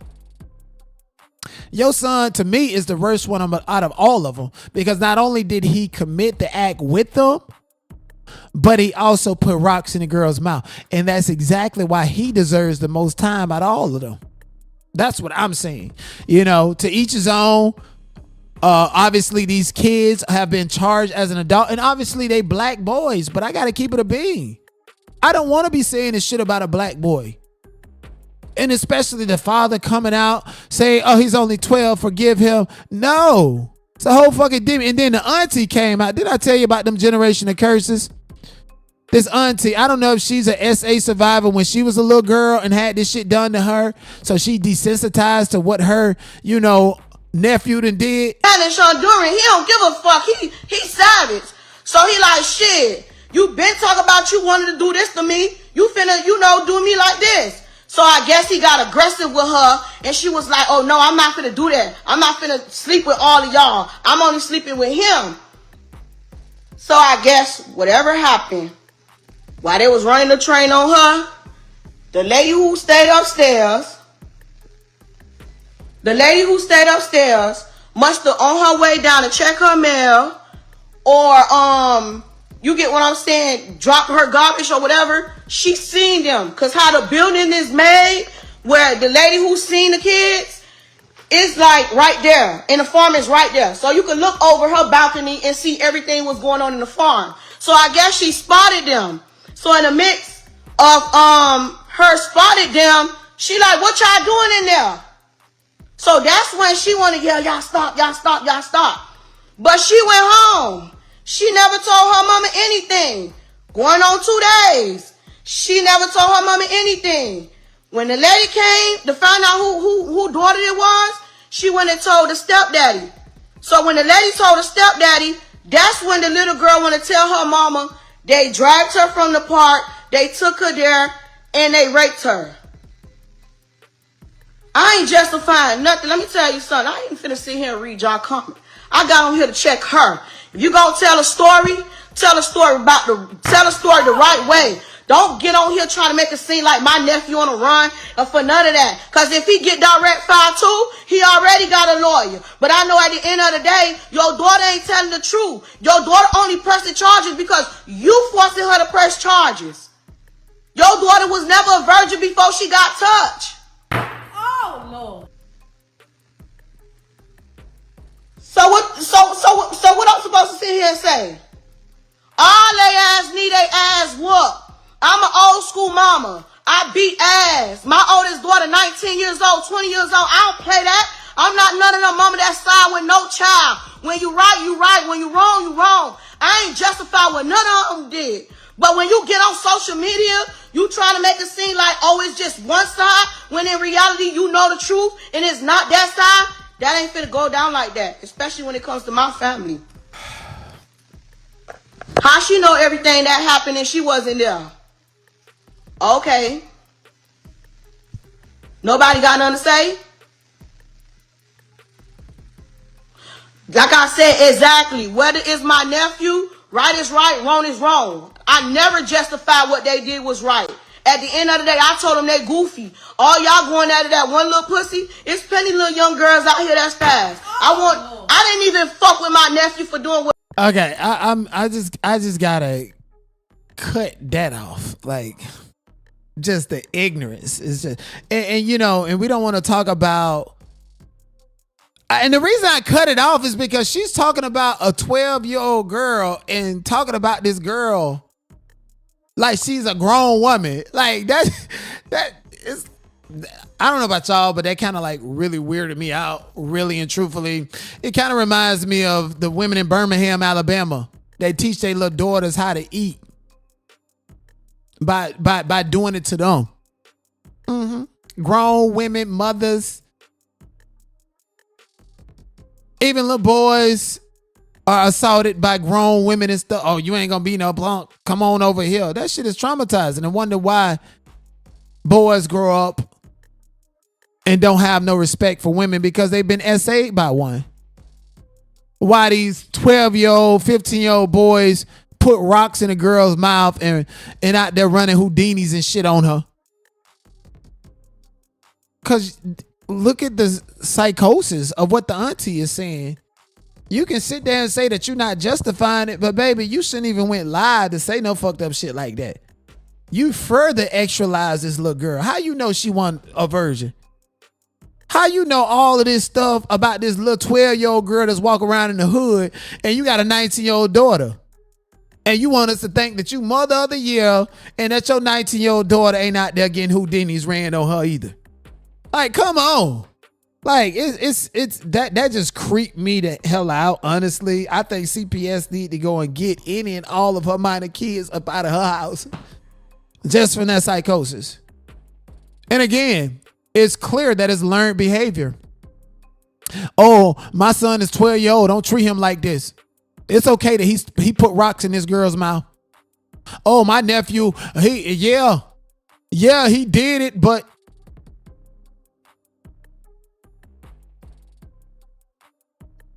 and the judges are watching that shit.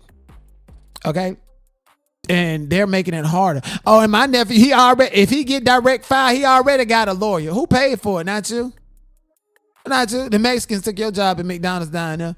Go and ask Megan Thee Stallion to give you a job at the Popeye she just opened on South Beach. Because that's where you belong.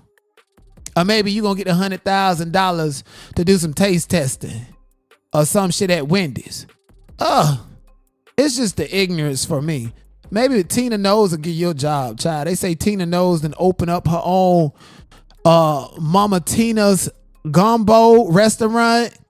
Yes, indeed. You know it's income tax time, whether it's a whole tour concert, whether it's hair care product, House of Darion that ain't nobody rocking and buying that shit.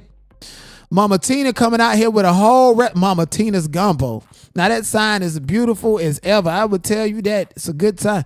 Mama Tina Gumbo. I'm like, God damn, Tina, you can throw down in the kitchen. She said, Mama Tina's Gumbo. And I'm looking at this like, what the hell is this? This ain't nothing but some ramen noodle water with 4 shrimp swimming up. I don't see no crabs, no okra. I don't see no real roux. Like, what the hell is this, Mama Tina? Come on, that's why you can't keep a man. Look how you cooking, Mama Tina. And you want to sell this to some people for $30. Beyonce mama selling a little tiny cup with tiny cup of some maggot bacteria water with 4 shrimp on top and calling it gumbo. Like, what is this? I'm trying to see if that thing right there, is that like a piece of ligament from the crab or what is it, right? Let me see. Y'all see that right there that's sticking up that look like a praying man's arm? Like, what the hell is that? No, thank you. All right, Dale, is you gonna go to work for Mama Tina restaurant? Cause whoever is the chef with the ingredients, and I wouldn't eat from Mama Tina at all. I wouldn't.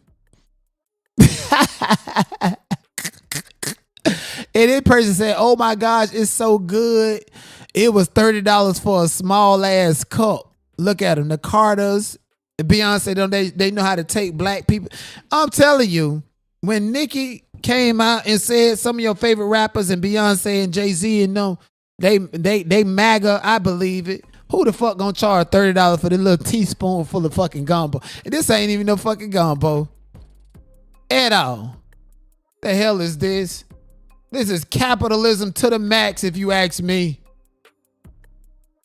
$30. I'm Beyonce mama. I got $30. Bitch, Catherine Jackson would never. Sonya Norwood would never. Only somebody that'll do some shit like this is a knockoff. A Z-lister like Christian Rock mama. Charlotte would never. I'm so sorry. No, it's a hard pass for me. It's capitalism to the max. You ought to be ashamed of yourself. That's why Matthew don't want shit to do with you, and they giving you no credit for Destiny's Child. You've earned your flowers. I've said the same thing to Miss Tina Knowles. You guys put in the work, and obviously the talent was there with your kids and your grandkids. What work did she put in? In the hair. Okay, clothing, yeah, you're absolutely right. And the styling. The styling. The imaging, you're right. She claimed to have preyed on the name and different aspects of that. Sure. Sure. So, yeah. It's a joint effort. We'll stop now. He said, we'll stop now. It was not a joint effort. It was all me, says Matthew Knows. Ooh, you know he hate Tina. It's like, something gotta be wrong with Tina. You just don't cheat on her like that. Not only cheat on her, but go out and have other kids on her. Matthew been having kids. Y'all know Kelly Rowland is Beyonce's sister. Y'all know that, right? Why you think it's easy for Beyonce to ignore her other siblings? Because Tina done already forgave him. Kelly Rowland mama a crackhead, allegedly. And Matthew Knows is out there getting it on down. That nigga ain't got no type at all. Bitch, how you cheat on a bad? It's like Tina Knows. Unless, of course, she a real witch and something really, really wrong with her. I don't know, but I damn sure know that I'm not finna go and pay $30 for no teaspoon of gumbo during tax season. Hell no. Let me go and do a review of Mama Tina restaurant. Find out that she got some love posted. Men will always cheat no matter the looks. That is crazy. Women cheat too, so it's not just a man problem. They say nice guys finish last, so the nicer you are to these bitches, the more you gotta play a game.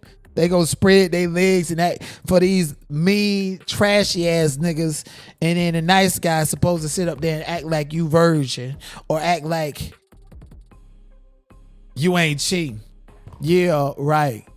You know, I feel like I'm a part Gemini too, because it's just like either I'm going to be nice or real nasty. There's no in between. You got a side of a piece of Beyonce hair on the side. Who got a side piece of Beyonce hair on the side? Oh. Matthew Petty, their image is what made Destiny's Child IMO. That is true. That is very true because, you know, Matthew quit his job and Tina Knowles, like the hair, the makeup and stuff. Tina Knowles had a salon that they was in that she kept up with their appearance. Appearance is everything. And so that alleviated some of the financial pressure off of Matthew, which means that Tina did it. And then on top of that, this is Beyonce's mother. Nigga, you know, I'm not saying that Beyonce would be Beyonce if she had a different father, but Matthew, you and Tina built that placenta together. Y'all built that placenta together. Same thing you did with Kelly Rowland, mama. Y'all built that placenta together. So, like, she's, even if she didn't do the motherfucking hair and the makeup, that's her goddamn child. You know, and this is where statements like, I gave birth. What black women say to you, your mama say to you when they mad at you? I gave birth to you and I can take you on out. This is one of them things that are in that same category of information. Like, how dare you discredit Tina Knowles? That lady went through 9 months, raised her child, stood by you while you cheated, and you want to get up and walk out when they say that lady done went. Y'all done went half on a baby at the end of the goddamn day. Let's look at this other mama. Miss Sonia Norwood. Miss, I don't want to be on camera. Don't record me outside the court. But quick to go on live. So as long as you can control the narrative. Okay, I get you, Miss Sonia Norwood. And I respect you too. And I didn't believe Ray J had anything wrong with him. I thought this was cosplaying. And now Miss Sonia Norwood is coming out confirming. Next day, they did an angiogram. And the angiogram indicated that he had a serious heart disease when blood was pumping 15 to 20%. Blood flow was 15 to 20% to his heart. Now, anybody that knows that, they understand that that is a very serious condition. It was so scary and serious. Ray J heart was moving slow because he was high that day. That's the only thing that happened. Somebody said, I thought this was Medea. Oh, no. I really do feel like she's telling the truth about him going to the doctor, getting checked up. I think Ray J was high. Ray J was high. You know that shit slow your blood and your heart down. Let that nigga get sober and go back and find out ain't shit wrong with him. He done did all of that. He knew. I can hear right now, Whack 100. Yeah, Ray J, yeah. You know, go ahead and take this beam right here and go to the hospital. And when you go to the hospital, it's going to show that your heart is slowed down and your blood pressure and stuff. That's how you going to get your kids back. Nigga, listen to me. On Pyru, I'm telling you, it's going to work. That sounds like a Whack 100 plan. Somebody said that was Whitney's effing with him or something. They do say that he ain't never gonna outlive that about what happened to Whitney Houston. That is crazy. Yeah, but I feel like Ray J was high that day he went to the doctor. And he's saying all of that to get sympathy from the public. Because, you know, I don't know who looked worse out there singing these songs, these old ass hits. He worse than Trick Daddy. Trick Daddy, a rapper with pleather formaldehyde looking ass face with a pot belly. He out there with auto-tune with a pot belly. And now people, Ray J. Now all of a sudden they love you. We love you because you're Brandon, little brother. Brandon, little aggravating ass brother. But niggas was not out there stressing you. Now we don't know if this going to be the last time that we see you or whatever. I guess Ray J gonna get the Stevie Wonder treatment. You know, how the nigga go to playing on the piano every fucking year at the BET Awards or some awards show. We just locked and loaded and just be like, okay, we gotta enjoy this because I don't know when this nigga gonna go. You know, so Ray J, I guess he getting that type of treatment, even though he can't sing. In the club, bottles popping and twisting and twerking. Love the Whack voice sound just like him. What's up, Cassie? Greatly appreciate you for being here. Can y'all support your boy? Okay, can y'all support your boy? Give some membership, some beats, some emojis, all that other stuff. Okay, I can't be going live for free. I cannot do it. It's already bad enough. I'm trying to sort some stuff out on the Indian plantation. It's already bad enough. I cannot be doing this. Okay, like y'all wonder why I disappear and don't come back for 3-4 days, and that's just what's gonna happen. Internet is slow.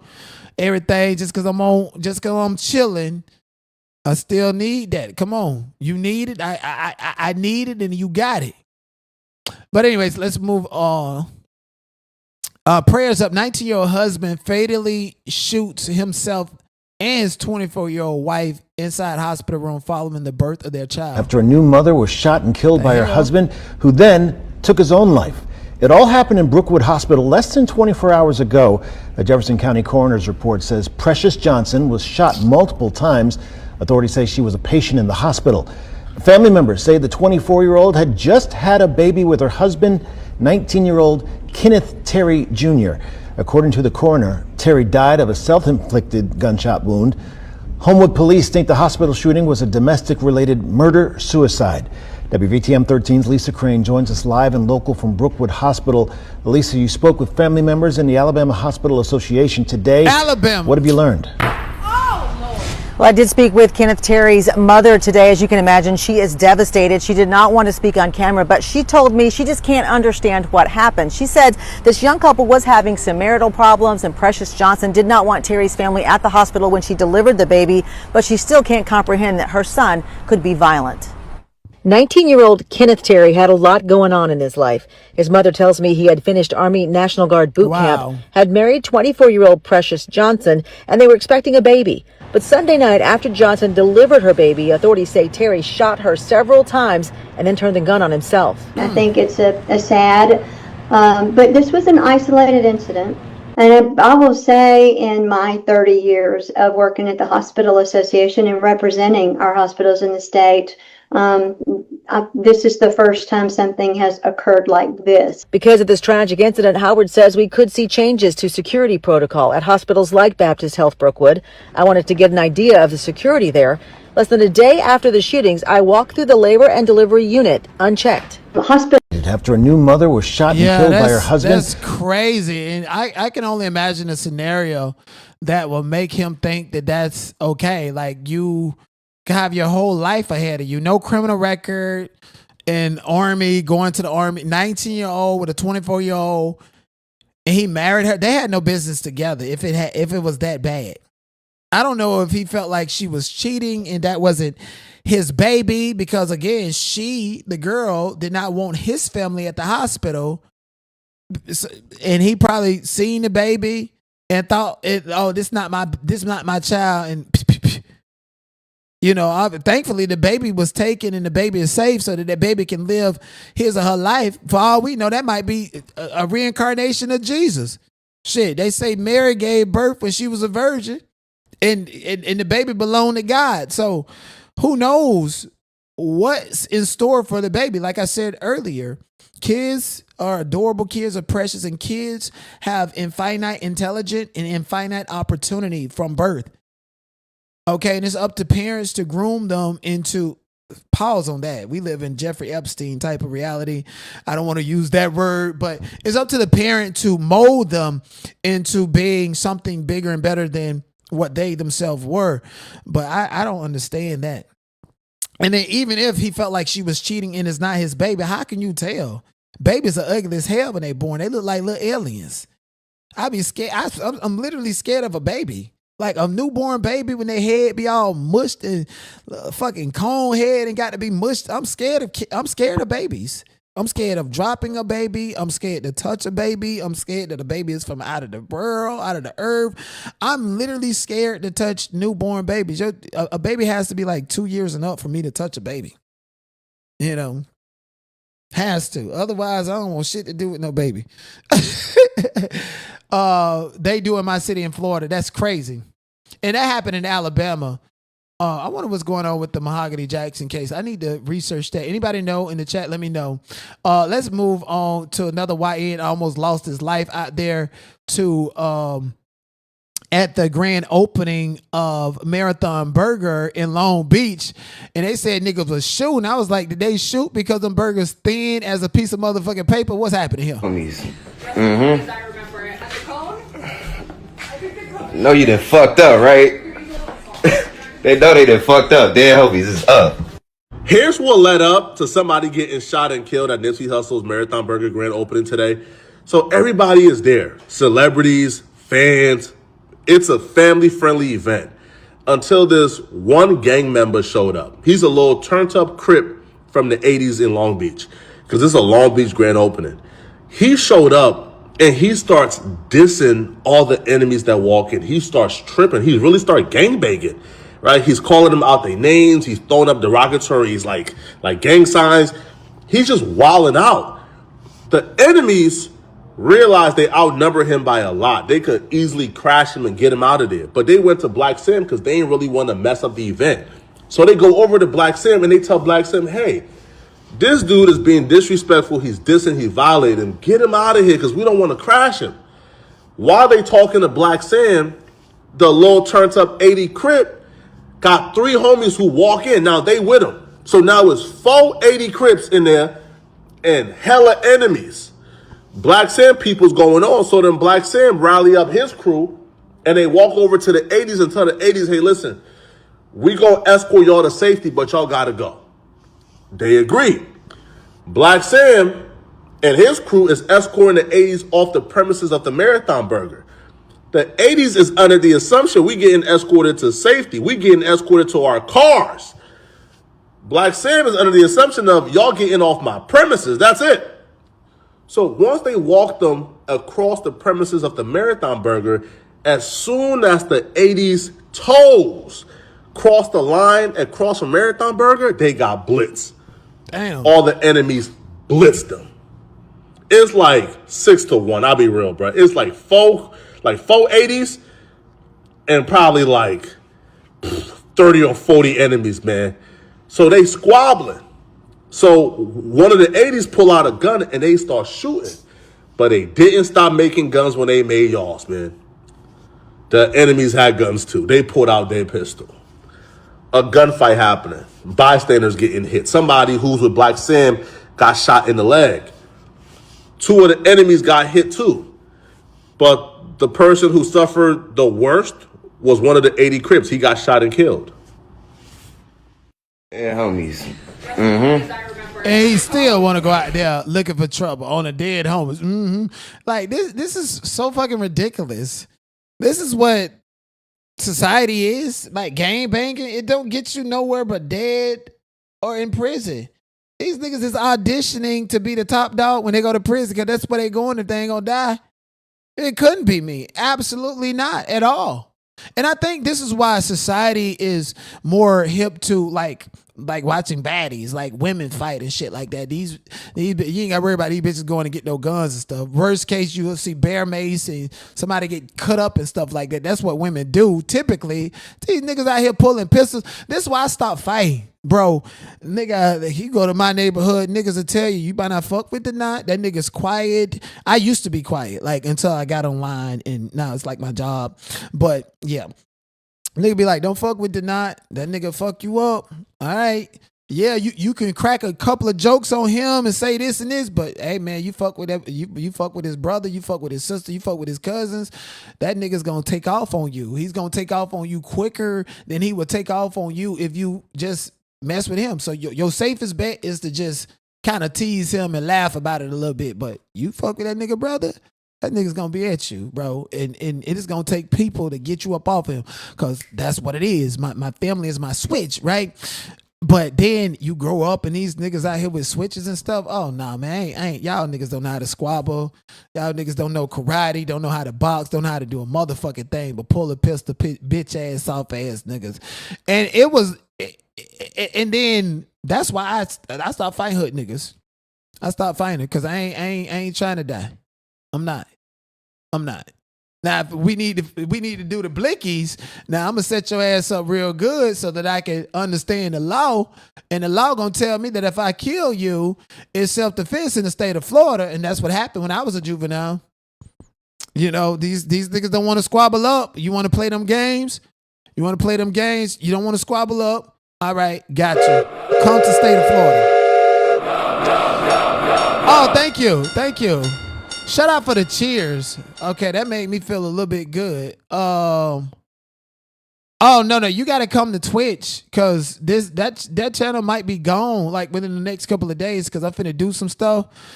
And then on top of that, whether it's gone or not, after I do what I do, I'm not gonna be live over there no more. So you gotta come to Twitch. That's the only reason I'm over here. At the end of the day, that's the only reason I'm over here. Anyways, let's move on. I think they're going to be doing a Baddies Grandma edition or some shit like that. And I'm trying to figure out which one of y'all going to audition. What's up, bitch? Nasty looking bitch. You nasty bitch. You nasty looking hoe. I don't like your bitch ass. Bitch, I don't like you, hoe. Fuck off of me, bitch, hoe. You better go on. You better go on, bitch. You better go on, bitch. I ain't the one. I ain't the one either, hoe. I ain't scared of your black ass. I ain't scared of your motherfucking ass, bitch. What's up, bitch? Nasty looking bitch. You nasty bitch. You nasty looking hoe. I don't like bitch ass. Bitch, I don't like you, hoe. Fuck off of me, Bitch, hoe. you better go on. You better go on, bitch. You better go on, bitch. I ain't the one. I ain't the one either, hoe. I ain't scared of your black I ain't scared of your motherfucking ass, bitch. What's up, bitch? ass in the car, bitch. That shit had me rolling out this motherfucker. Oh my fucking God. This shit is crazy, crazy, crazy. And speaking of Rolly, and we're gonna get through this. Rolly ex-boyfriend blasts her and posts online saying she stank. I can tell y'all Rolly stank. Rolly smell like an old ass Band-Aid, a fucking bust boiled or something. All them goddamn surgeries. Of course she big and funky and stank. Be walking around looking like this on Baddies, Zeus Network, knowing you big and stank. Okay, they weren't talking about Biggie. They was talking about you. I don't know why they scared of you when Daisy Duke beat your eyes out. And she rolled acting like she's so in love with this guy. She put him on blast saying that she run the dildos up him and now he says she stink and all this other stuff. Let me tell y'all something about this shit, man. And I say it about everybody. We don't care because y'all was screwing each other. You screwed her. Okay, you didn't tell her no. Okay, you did it. Y'all did it with each other. So you can't come out here and say he gay, and you can't come out here and say she funky and she stank. You laid up with her. You did it for the clout, the fame, and she was giving you her little money from Zeus Network, and now you're mad because she didn't cut your goddamn ass off is what it looks like. Anyways, moving on. Christian Rock is set to box in less than a month, and you know it still feel like she got the training wheels on. You know, it's your girl. Holy hands. Holy hands. Let me bless y'all. Oh, swinging a lot bit too slow. Come on now.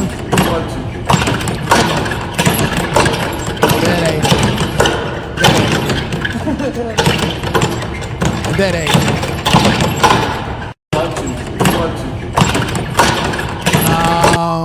Oh shit! What is that? Who you? That ain't it, Chris.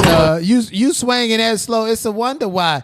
I'm starting to wonder: is Junior really disabled or got anything, or is she just this slow? And because she this slow as a full grown adult, she think it's okay for Junior not to be walking. So, like, y'all diagnosis, signing petitions and shit. CPS ain't did a motherfucking thing. With her this low, come on, holy hands. The fuck up out of here. Holy hands? No, you're gonna be like a Holyfield. Okay? Matter of fact, you're going to be Mike Tyson in that bitch. And I do mean Mike Tyson when he bit a hole out of Holyfield. Miss Holy Hands. Somebody said she gonna get knocked out. Oh Lord, they say she gonna get knocked out. Like, no, like I like you wanna be a singer and ain't never took no lessons. You wanna be a rapper, don't know a thing about it. You wanted to play football, no real training and no real passion. And you just can't up and do these things. Like even me, I've been playing tennis on and off for a while. And I feel like, oh, I'm good. Some days I'm great. And other days I'm fucking terrible.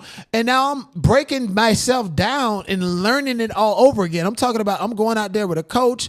We're working on footwork only for an hour. And then we're working on the backhand, the front hand. We're doing the things from the basics. And because I went back to the basic, it tells me how I don't know shit.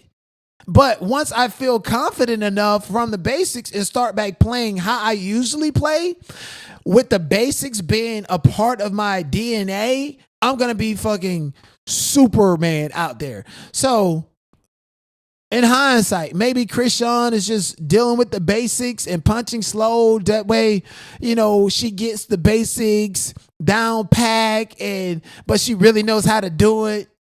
Or is that just me giving her every excuse? Lord, I don't know. Oh, Lord. Soon, she's high all the time. They say that fight set up and staged. That's why they picked the wrestler girl. I hate that for her. That's crazy. That is so crazy. And these fights do be staged sometimes. They absolutely do be staged. Even Javante Davis, he exposed that Jake Paul wanted to do a stage fight with him, and look what's happening to him. Look what's happening. He going downhill. I don't know if it has anything to do with Jake Paul directly, but everybody who done boxed Jake Paul and won, they losing people next to them. They losing legs, limbs, cars overturning. Who knows what type of witchcraft and sorcery is going on? And I remember when Krishan got out of jail, she was over there in Oklahoma, and in the bedroom that she was in, it had an inverted cross. It had an inverted cross like what Justin Bieber be having on. It had an inverted cross up there on the ceiling. And then when she went on Bigo, she had needles and she was poking them in the door. So she probably got some fucked up shit going on. I don't know. Moving on. A Charlotte man who was previously arrested for spreading HIV/AIDS is back at it again, infecting his pregnant girlfriend. So she's pregnant by you, and for some reason he just getting charged with misdemeanors. Before you met me, you let me carry a baby, and you knew the whole time.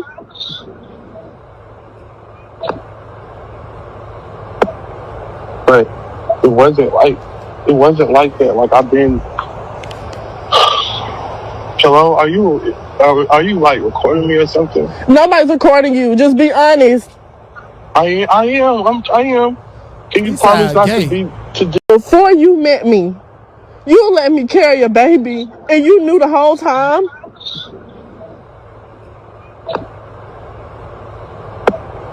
But it wasn't like that. Like I've been. Yeah, he got that shit. I don't know who he got it from. And she sounds slow, sound like she fit. Look at him. Brown skinned ass nigga with some dreads and stuff. And she probably was sitting up there trying to have a designer type of baby, sleeping with him. You knew it. She knew it. Y'all all knew what y'all was doing at the end of the day. That's how I see it. That motherfucker's ball. Okay, cool. I don't know, man. And I don't even understand why spreading HIV/AIDS is a misdemeanor. I feel like if you knowingly and willfully spread that, that's almost like you unaliving somebody. At the end of the day, that's premeditated murder to me. That's how I feel about it. Like, honestly, just be honest with yourself and other people. I mean, there's medication so that your teeth, your cells don't fall below a certain thing. And there's medication to prevent you from passing it on to another person. Somebody else, go and take the medication for yourself as well. Look at Tamar Braxton. She's taking PrEP. But I'm still interested to know, like, if somebody has HIV and they get you pregnant, does that automatically mean like for instance, if she's taking PrEP and he has HIV/AIDS, or one of the two, because there's a difference. I don't know. I just know that I don't have neither. That's the only thing that I give a fuck about when it comes to educating me on that. But let's just be, intellectually honest. HIV and AIDS are different. But if somebody has it and the other person is negative and they're taking PrEP and that person gets them pregnant who actually has it, does the child have it? That's very interesting to me. But at the end of the day, I don't want to find out. Yeah, Cardi B did a live where she said, take PrEP to remember. Yep. Take PrEP.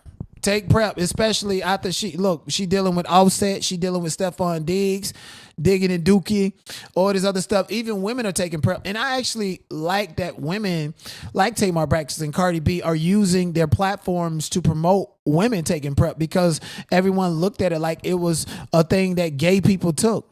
No, like, everybody can take it. Like, there's no single pill besides prenatal vitamins and prenatal pills that are meant specifically for one sex than the other. There's men taking those prenatal vitamins because they want soft skin and they want all this other stuff and look feminine, but that's meant for a woman. Other than that, I don't see any type of medication that discriminates, and definitely not PrEP. PrEP is protecting yourself, and you should always want to protect yourself, okay? You wore a pink diamond chicken wing chain. Are you dumb? Suddenly, Remy Ma is coming out defending Nicki Minaj, and says she see and understand why Nicki kept her distance from some female rappers. Let's see if she said the same thing about clout chasing and brand affiliation that I said, what was it, like 2 weeks ago? That was a big move to open the door for all the females. But in Nikki's defense, now I see why she wasn't dealing with some of these bitches. Yo, you know, it's two ways. Like, there's no ways. Like I be looking sometimes, like some of these women, like, and I be like, yo, it's enough room for everybody. Like, why you doing shorty like that, or why you like? I just don't understand like their thought process or their logic.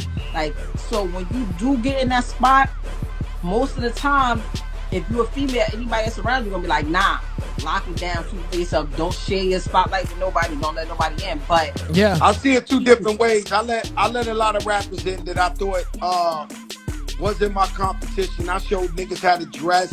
Bankruptcy is actually a very quick. So they're not being articulated about it, but like, say you have somebody that support you and you retweet them, even like being a micro influencer. You let somebody on your platform, and then now they have brand recognition from your platform. And so that you have to gatekeep your shit. You really have to be careful about who you let around you, even down to these so-called supporters.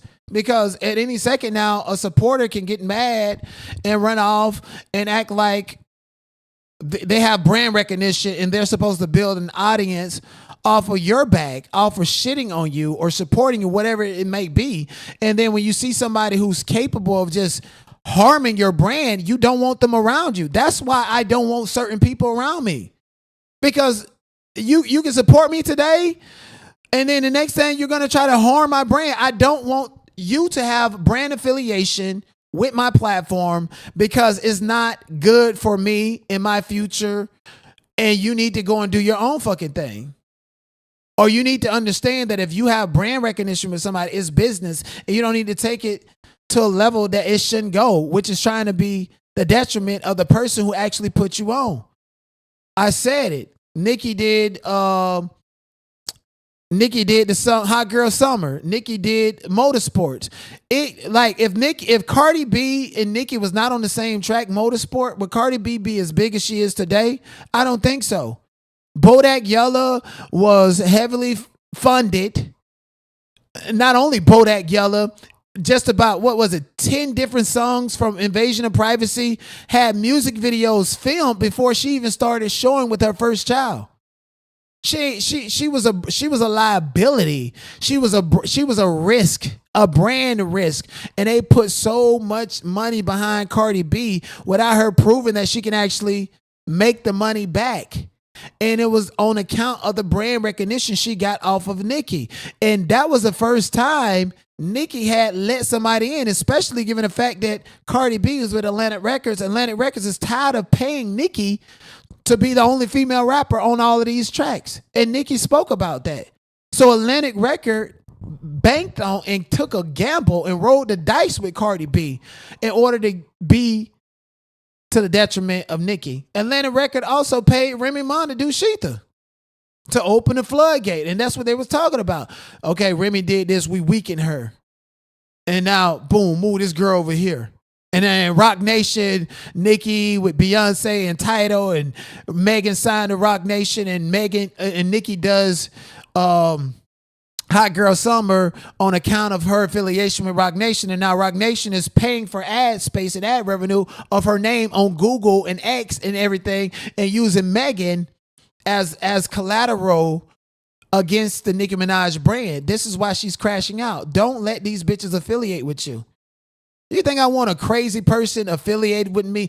I think I want a crazy person to lighten up my chat, and then all of a sudden it's like, oh, it's obvious that person is out here. Let's go see what this person got to say. Or this person now can feel like that they can pull my other supporters from me because you got some type of brand recognition. You got some type of recognition for being affiliated with me, and you're doing everything to my detriment. I don't want shit to do with you. And that's not anything personal. That's business. So it has nothing to do with forgiving. It has everything to do with preserving myself. My platform, my brand, my recognition has taken hits from this type of affiliation. And people will try to steal it off of you too. Using your name and titles, doxing you, putting out false light information about you, misconstruing facts about your personal life. That's how it works on social media. So this is why creators don't want to collaborate and shouldn't have to collaborate. Like in their defense, when I first came here, I was just like, bitch, I'm finna roast you and that's it. I'm finna roast you and move on. I never need a Jaguar right on my platform to build a whole audience and maintain it. When she came on my platform, it was to my detriment. I never needed Miss Netta on my channel. I roasted Miss Netta for 3-4 months fucking straight and built the whole channel from 0 to 17,000 subscribers, roasting Miss Netta every fucking day. I'm not that type of person that needs brand recognition from somebody else in order to get my shit lit. And so I expect that of the people around me. And it has to be my choice to give you that. There's people like, shout out to Sandiva Hot Topic. I call her and I will give you ideas that I would be like, okay, we're going to do this. We're going to do this because you need to benefit off of this and this. That has to be my idea. Especially if it's a woman. Don't come to me and it's your idea. But I'm not going to do that shit. Are you fucking crazy? You looking to destroy my shit. And you telling me that by way of you offering these ideas like it's your idea. It has to be my idea. This is my shit. So I don't blame Nikki for being bitter, I guess. The lack of a better word, since that's what they calling her, bitter. Don't open yourself up to these people. They are crabs in a fucking barrel. They will be the detriment to you, your brand, everything that you build.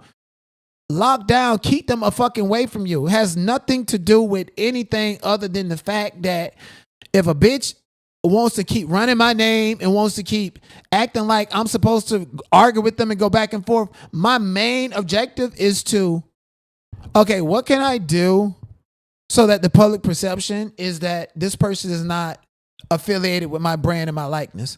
Then I might go back and forth 1 or 2 times and say a joke here and there. But the whole essence of what I'm saying is get the fuck away from me. And then I just figured it out. Boom. Don't mention it. Don't say anything. That's how it goes away. Unfortunately. Because if a bitch was in the same room as me, they would not have the same energy.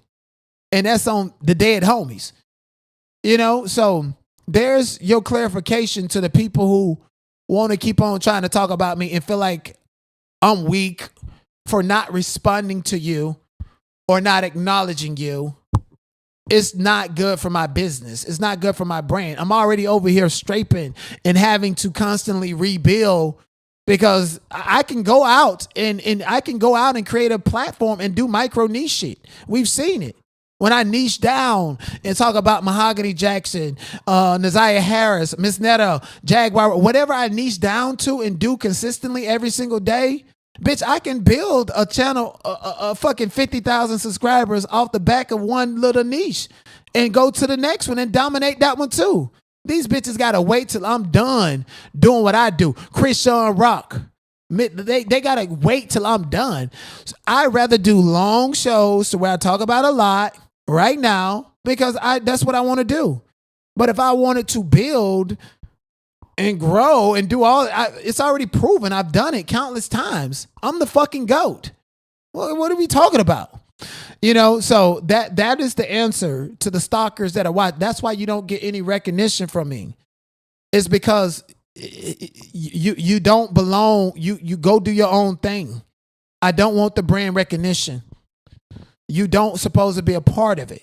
Every time you talk and people think about me and you're somehow affiliating yourself with any and everything that I got going on, I don't like that shit. That is weak ass shit. Go and get your own fucking identity. So I don't blame Nikki. Anyways, moving on. The 13-year-old's throat slashed by a registered ex-offender and repeated criminal 4 days after release from jail. So this 13-year-old boy had his throat slashed by this man right here. Realized what happened. I could see his neck gashed wide open. I could see all the way down to the meat. 13-year-old Sullivan Clark was on his phone walking with his parents near the slingshot ride when police say Jermaine Long walked up and slashed his throat.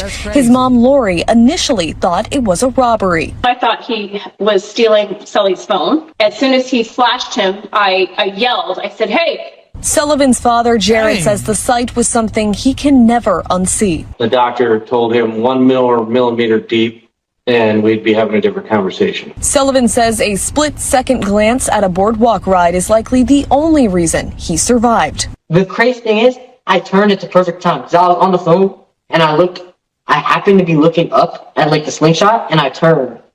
And that's how he got the side of my neck and not right here. Police say they found Long hiding near the overpass on the pier and arrested him. God, a career criminal just got out 4 days. Randomly sliced this 13-year-old boy on a boardwalk. At first, I thought maybe he met the boy off a grind or some shit like that. You know what this tells me? This tells me that he ain't got no life. He done got out, ain't got no family. He done probably got out and swallowed some crystal meth or whatever else, and he going right back the way he came from. What he know, which is jail and prison. That's all he know. I can only imagine. That's just what that is. Nigga get out and do some shit like this to get some more time. He didn't calculate how long he's gonna be gone for, and this is the state of Florida. Me personally, I I don't understand it. I just don't understand it. But again, what else is he gonna do? What else is he gonna do? Don't know. He went back to prison. He's gonna be in there for at least another 10 years. He don't care. That's his home. That is his home. You don't see no homeless black people down on Skid Row. They all in jail. They all in fucking LA County jail. And that's the good thing about going to LA County jail. Like, motherfucker, if you in LA County jail and they sentence you to a year, oh, you ain't gonna be in there for about 2 months. That's it. Because all the homeless people that took all the beds and the spots. In Florida, you get sentenced to a year, your ass gonna be in that bed for about 9 to 10 months. You know? So time is very different in the state of California. But anyways, institutionalized, definitely he is ugly self. He looks like Grover from Sesame Street. That is absolutely hilarious. Teachers are tired of these badass fucking kids. I'll get another one tomorrow, because don't nobody want to come up in here and deal with your bitch ass. You calm down. You calm down. You calm down, little boy. Now, let's forget what your mom. Your mama gonna come beat the fuck out of me. So we calling people to beat the fuck out of each other. All right, bitch. All right. Is that what we doing? Okay. Is that what we? Yeah, she sounded like she was fed up with them. And like, here's the thing about it. The most disrespectful thing about it is that, well, the most disappointing thing is that most educators that we have in the school are white women. We rarely have black women that are teaching our kids because black women ain't for that shit. Okay, black women the new textbooks tell you that slaves were paid sharecroppers. A black woman is gonna be like, this is what this book say, but this is the truth right here. And I'm not gonna let this truth die just because this is what the book tell you, okay? Critical race theory is gone out of multiple states, Florida, Texas. We need to really cherish our black teachers. It kind of reminds me of the movie The Great Debaters, and I talked about it before with Denzel Washington, Jonathan, why did I say Jonathan Majors? Y'all know him. Nat Turner, he played Nate Parker, and Journey Smollett. You know, that really showed you the importance of a black teacher, a black educator at a time when the oppressors want your kids not to be educated or educating them improperly. And so I have a profound respect for black teachers because your job is to teach me. It's not to have authority and control over me like a judge working for the white man. So this is one of the situations to where I do feel like the school systems are a byproduct of white supremacy. So when we have black teachers, opposed to like a black principal or black principal that used to be a teacher, knows the basic fundamentals of dealing with kids, assessing kids, and really dare to teach kids. I really value and appreciate that. Okay, black teachers can be some of the coolest. Telling you, shit. I remember I put mustard packages in my teacher's shoes. Mr. Atkins. And Mr. Atkins would cuss you the fuck out. But he was funny and cool. Everybody used to laugh. And everybody respected him. Whatever happened to that? So that teacher probably has been cussing the students out for a long time. And just that day she got recorded and got reported. Oh, thank you, Lotus, for the 1,000 bits. I greatly appreciate you. Yes. So, I just say, like, if y'all students come home and say that my teacher is black, listen, you don't see many of them these days in era, especially with AI trying to teach your kids, badass kids. Them kids at that school, they need to be on the at-home system. They give your kids tablets and shit to where they can be at home, doing their homework at home. Can't behave in a goddamn school. That's what they doing in the state of Florida. That's what they doing in the state of even in Ohio. And they use the pandemic as an excuse. And since the pandemic, that's just been the status quo, to teach these badass kids at home before they go out there and pick it up. Some people learn better on their own at home. I know I do. I learn best when I'm in just my own little place. Even if it's completely dark, I learn best. Some of my best intellectual property came from me just thinking in the dark. Hell, how do you think the light bulb got? It's in the dark. The niggas got tired of them candles being blown out and fucking in the dark. In the dark. What's done in the dark comes to light. And darkness is very important for the growth and maturity as well. So, and I say that in the sense of plants, right? In the dark, when it's dark, you still have the moonlight, which is a blue light, and the plants grow through that. They grow overnight. So your mind is supposed to continue to develop and process information even in your sleep. So, and I want to challenge everybody, before you go to sleep, release all negativity, all negative thoughts, all toxicity out of your spirit, and give yourself some repeat affirmations, just like you would do in the morning time. Do it at night before you go to sleep, so that you can vibrate in the higher planes of the eternal waters. Okay, if y'all having nightmares and dreams about death and all these bad, negative, toxic things, that means that you're vibrating at a low vibration in your sleep. If you're dreaming about heaven, dreaming about career goals, dreaming about things that are happy and hot like that, that's how you know you're on the right track and that you went to sleep at night without fear in your heart and your mind. So fuel yourself with positive thoughts every single night, okay? And that does come from Kabbalah teachings. And speaking of Kabbalah practices, seems like that's what everybody is into these days. And it's only a matter of time before they tell y'all, and y'all finna hear it first, about Jeffrey Epstein following Kabbalah practices. And there's even biographies, Donald Trump followed Kabbalah practices and numerology, all of this other stuff. Put a pin in that, but I want to get to this first. Dame Dash addresses people claiming he's the Illuminati, says he wants revenge for Aaliyah's death, and speaks on outlets reporting that Jay-Z and Pusha T are in the Epstein's file.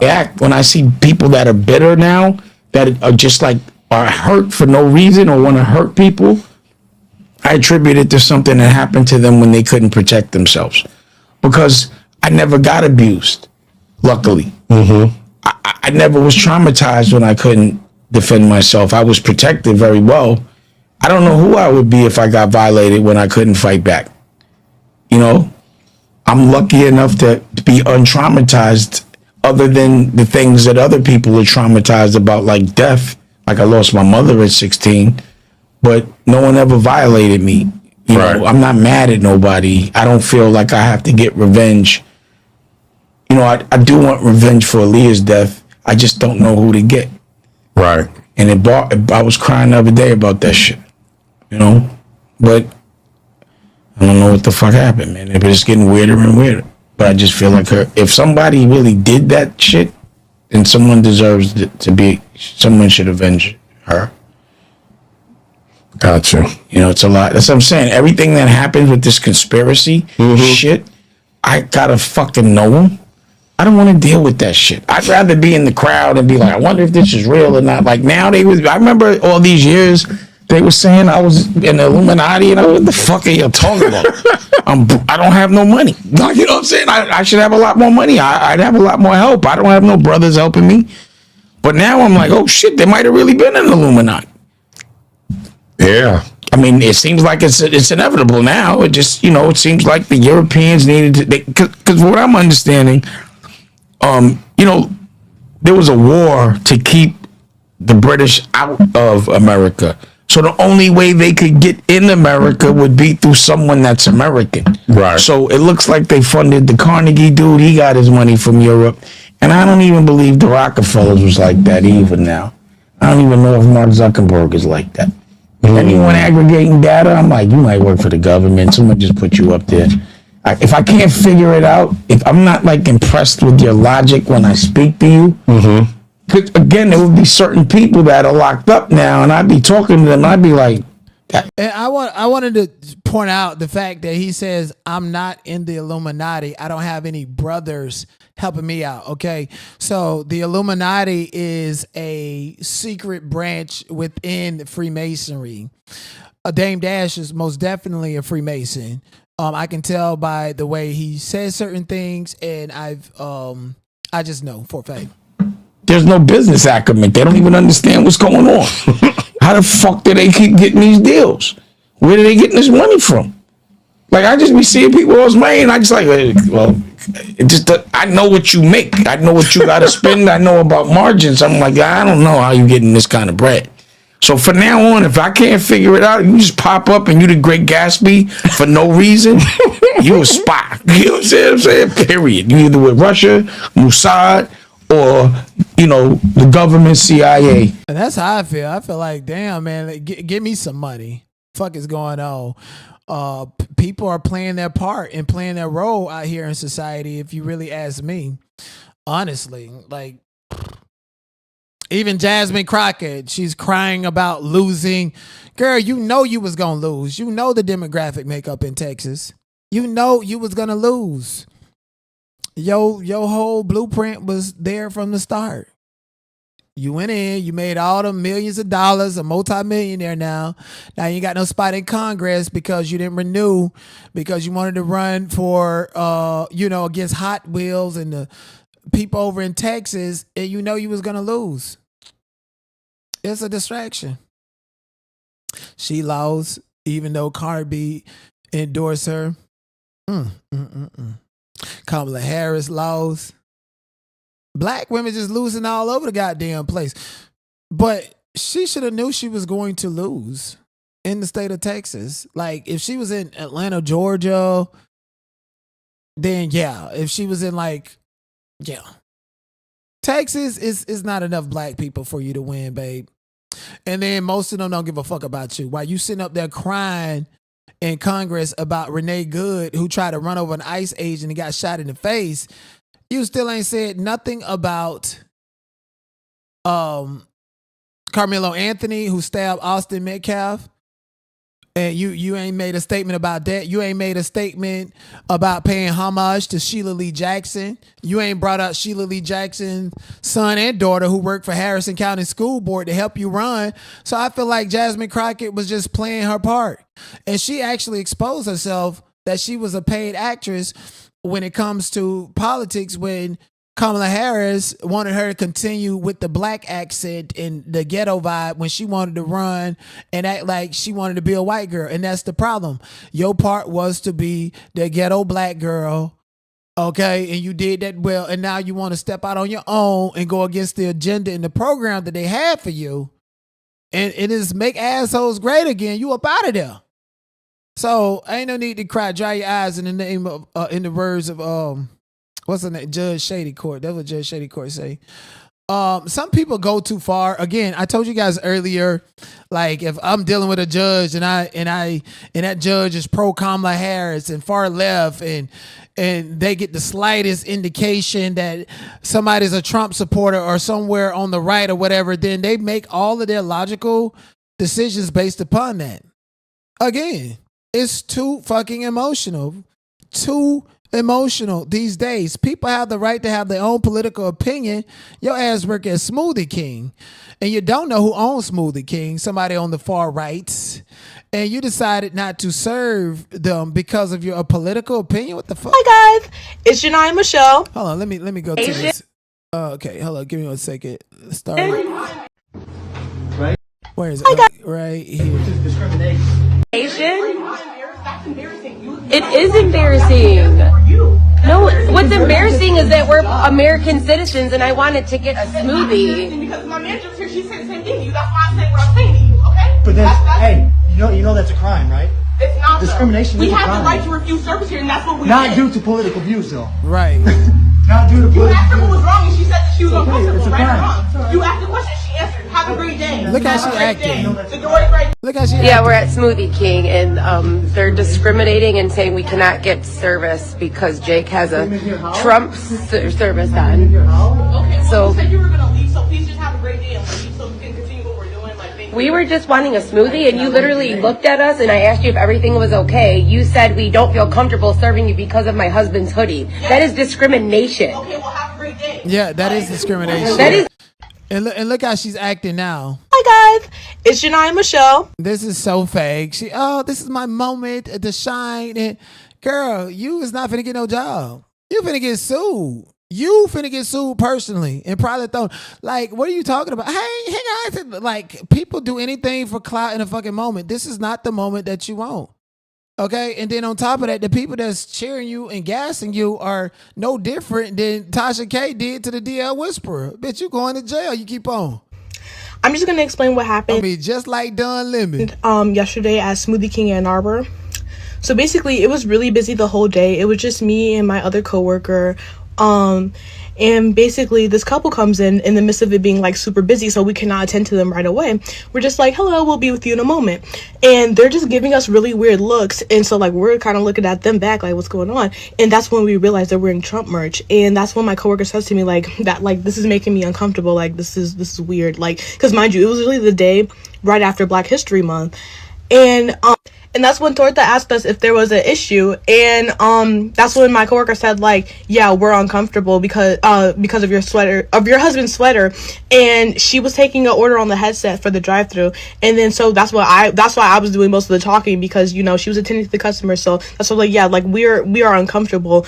And then that's when he immediately gets loud. As you can see guys in my video. Hi guys, it's Janai Michelle.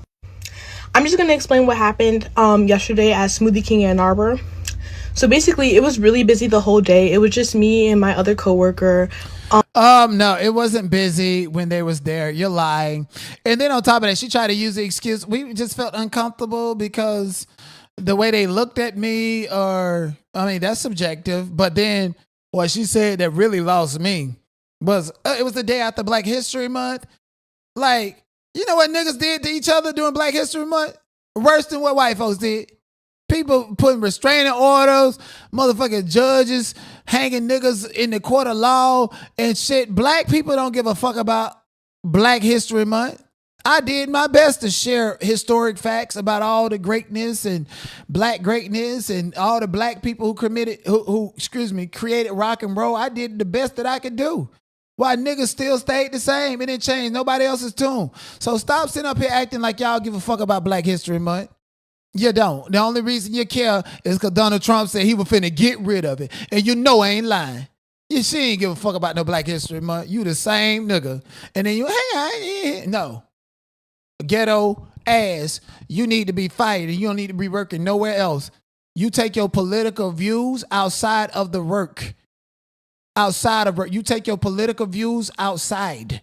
You take your religious views outside. Don't interrupt people's service. She going to jail, no different than motherfucking Don Lemon, because he definitely gonna get them charges while he's sitting up there acting like he's a celebrity. I mean, you are a celebrity, but you also finna be convicted. Is that a felony that he got a misdemeanor? I don't know. Sitting up there, you finna be the new Jesse Smutler out there, bitch. Take your ass to jail, disrupting the people's service. A woman traveled to Dubai to celebrate her birthday, but is now stranded there because of the ongoing war. As you know, I'm the girl that decided to spend her 30th birthday in Dubai. And I'm coming on here very humbly, asking my president to just seize it. Oh, Lord. I'm an American taxpaying citizen. Oh, Lord. And I've now been stuck over here. Hey, laughing because she's stuck. It's just... Oh, Lord. Since the 24th. I've been blessed to be able to buy 3 different flights from 3 different airlines, and they've all been canceled. I don't know who this will reach. I don't know if it'll reach anyone. But I am not the person who gets on here like this. But I am desperate to get home to my family. So I'm asking, I'm pleading, please just, whoever can help us, please just help. And it's not even about the financial part. We just don't have a way out. Every time we try, it gets canceled. Oh, no. So I'm putting myself out here on the internet, as humble as I know how, to just get some help. Thank you. Ooh. She said she crying to get back home to her family. Where was your family when you was out there? Who did you go out here on your birthday with, huh? Girl, Dubai is your new home. And I want to put myself out here like this because now they over there in Dubai looking at you, probably hold you for ransom, to do a bargain trade deal since you crying about Donald Trump to get black people all rattled up and shit. How many buckets of doo-doos you ate before you decided that you wanted to come back over here? Let alone how many you need to keep on, because it's expensive over there in Dubai. It's very expensive or it's very poor in Dubai. Literally, they got rows and houses and shit that look like them FEMA camps full of people over in Dubai that are the service workers. 5 people in one room in a bunk bed, and then when it rained, it flooded all out and shit like that. Are you gonna be over there? You too pretty to be over. Girl, go ahead and let them kings put their toes and all that stuff in your mouth like what you went over there already doing. Ain't Larry Reid over there? Larry Reid, go and find her so you can revamp your image. Go and help a black woman instead of worry about them punks online and who doing what and with who. Go and help this lady. Church of God in Christ. Go and help her, sir. Ain't he over there, Aunt Dale? Okay, yeah. Why he ain't helping her? He need to get on his platform and do commentary on this and tell that lady where you at. Or you don't want her to find out how many buckets of doo-doo you eat. Listen, girl, you was at home for the time being. Should have thought about that shit. Tell you, when I first went to Hollywood, I was broke, nigga. I was eating ramen noodles, staying in a fucking hostel. It was like a hostel, but it was like a fucking bunk beds and shit, bed balls eating me and shit. I called her, I was like, Mom, I need some money, Mom. Please help me. Boy, I ain't got no motherfucking money. You better bring your ass home. That's what my mama said. Oh, should have took your ass over there. That's what they gonna say. Bitch, and that's why you went online. We ain't seen your family come. Where your family at? Why your family ain't come out here and say we need? Oh, where my sweet baby at? Cause they know what you was doing over there in Dubai. Oh, no. Larry Reid, go and help her out so you can save your image and connect with a real pretty black woman instead of them bitches that you marrying for green cards and all that other shit. All right, this is finna be the last piece of content. I love y'all. I appreciate you guys. Please support the channel. Okay, we need some bits. My cash app is $Denot007.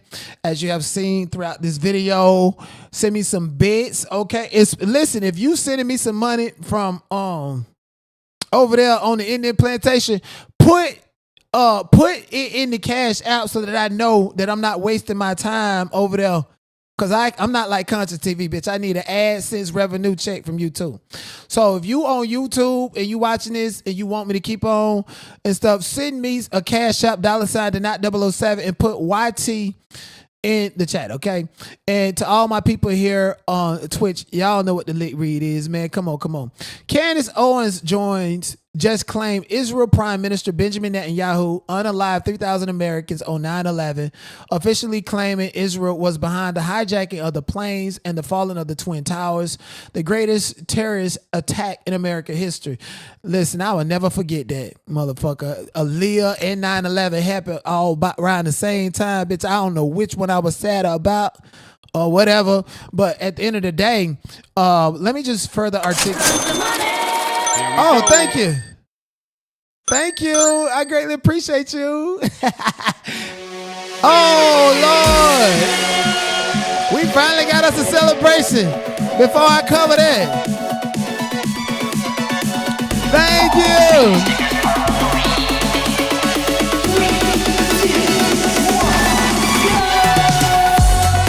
Okay, I've been fucking all day, by the way.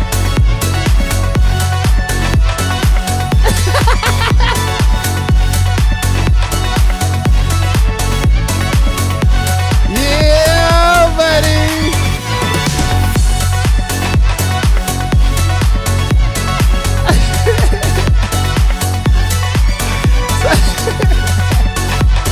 I love y'all. Thank y'all so much for the support.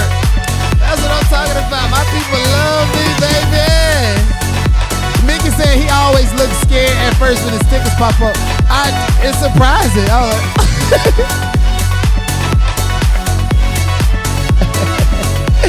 Thank you. I love you. Shout out. Who started that hype train? Come on, man. Y'all support your boy.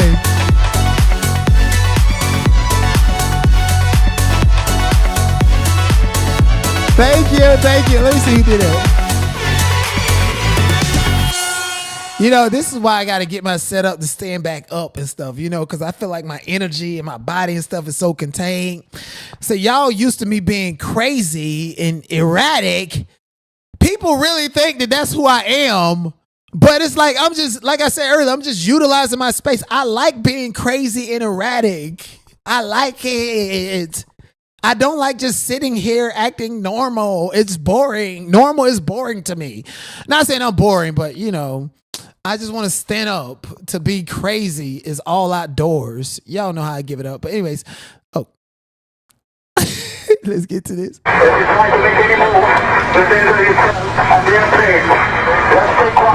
FBI Director Mueller, BBC News, and ABC. Yeah, and then about 9/11, it's not like the dollar, the American dollar is, you know, the Federal Reserve is pretty much in the hands of Israel, apparently, and there's evidence showing that. In the Federal Reserve prints money. The dollar bill, when you fold it certain ways, it says 9/11. There's an hour in the corner. 9/11 is the number for emergency. And Benjamin Netanyahu and a lot of people in Israel practice Kabbalah. And Kabbalah practice is really, really big on numerology and numbers and dates that are significant and meaningful. And oh my gosh, these dates and these times actually represent numbers of sacrifices. Honestly, even Charlie Kirk, his memorial service took place. What was it, like the day before 9/11? He's shot, and then his memorial with the whole stage when Erica Kirk came out. Jupiter and Saturn was aligned in a way that's very specific, and Kabbalah practices is really about as above, so below, and as above is the planetary energies that's flowing through our bodies. Literally, the third eye is a planetary energy. The sacred chakra, the root chakra, the heart chakra are all connected to planetary energies and dates. And on these specific dates and times, certain things happen. And if you get your chart and you have a Kabbalah teacher, they would tell you your life path and what's going to happen on certain days and certain times. For instance, I don't think it's a coincidence that, 25 years, 249 days before Michael Jackson passed, exactly. It was like half of his life. He died at the age of 50. And at 25, the Pepsi hair caught on fire during the filming of the Pepsi commercial in the performance, right? And then that was the midpoint of his life. And then the end point of his life is exactly at the same date in the time as his hair caught on fire, as if that was supposed to be the midpoint of his life, or that was supposed to be his life going away during the fire on his head. It's so weird. It goes deep. And so a lot of these people, Donald Trump had in his book, he talked about Kabbalah practices. And this is why Donald Trump is the president. This is why he was on the card game, Cards Against Humanity, or Illuminati card game that he was on, because these are actors on a world stage. Everybody that has money is put in a power position. Practice Kabbalah. Beyonce, Jay-Z, Lady Gaga, all of your favorite celebrities know their charts. They know what's happening in their lives before it happens, because they have these handlers that tell them and guide them into their paths, is what it's called. And it's all based upon planetary energies and all the other stuff. I'm kind of like tripping up because I can go far and deep into that, and as well as me being live on multiple platforms that don't tolerate type of language like that. But I'm not really focused on it right now, but I've done videos about Kabbalah practices before, and as above, so below, and sigils and spiritual energies, and etc. But anyways, I greatly appreciate you guys. I thank you guys so much for being here. Let me get to the chat before we get up out of here. Yata said the school George Bush was at during 9/11, the students were saying the words "plane building crash," like really random words, almost like a chant. It was no coincidence at all. 9/11 was most definitely planned. And that's another thing. I don't think those kids knew what was happening if they was chanting those things. The universe talked to you. You ever hear about like being quiet and asking the universe for things, and then you hear random people on the street say something, and whatever they're saying is the answer that you needed to hear? Like, if you're really in tune with the universe, if you pay attention to your surroundings and understand that the universe is within you and everybody is a part of it, you will get the answers. Prime example, they did a movie called 13 Monkeys with Bruce Willis, and how he kept fucking up because he was not listening to the universe. There was a scene where the black lady answered the phone and she was yelling. She was like, "Hello, who is this?" Yada, yada, yada. And she was just having like a random yelling conversation. And then when he went back to where he came from, they was like, "You got the code. What is the code? What was said?" And then they played the phone call and the lady was telling him the answer. So it's shit like that. If you really pay attention to the universe, everything that you want to know is given to you. Everything. You have to pay attention. So if a stranger is walking by, saying some shit, yelling at their child, that can mean something completely different to you, because that person is a part of the universe and you are the universe within yourself, and vice versa. So pay attention to your surroundings. This is why I always say that even a kid can teach you something. Even a child can teach you something. Even a child can save your life. You ever been in an emergency situation where you felt fearful of something and then somebody randomly intervened? That's the universe. That's the universe.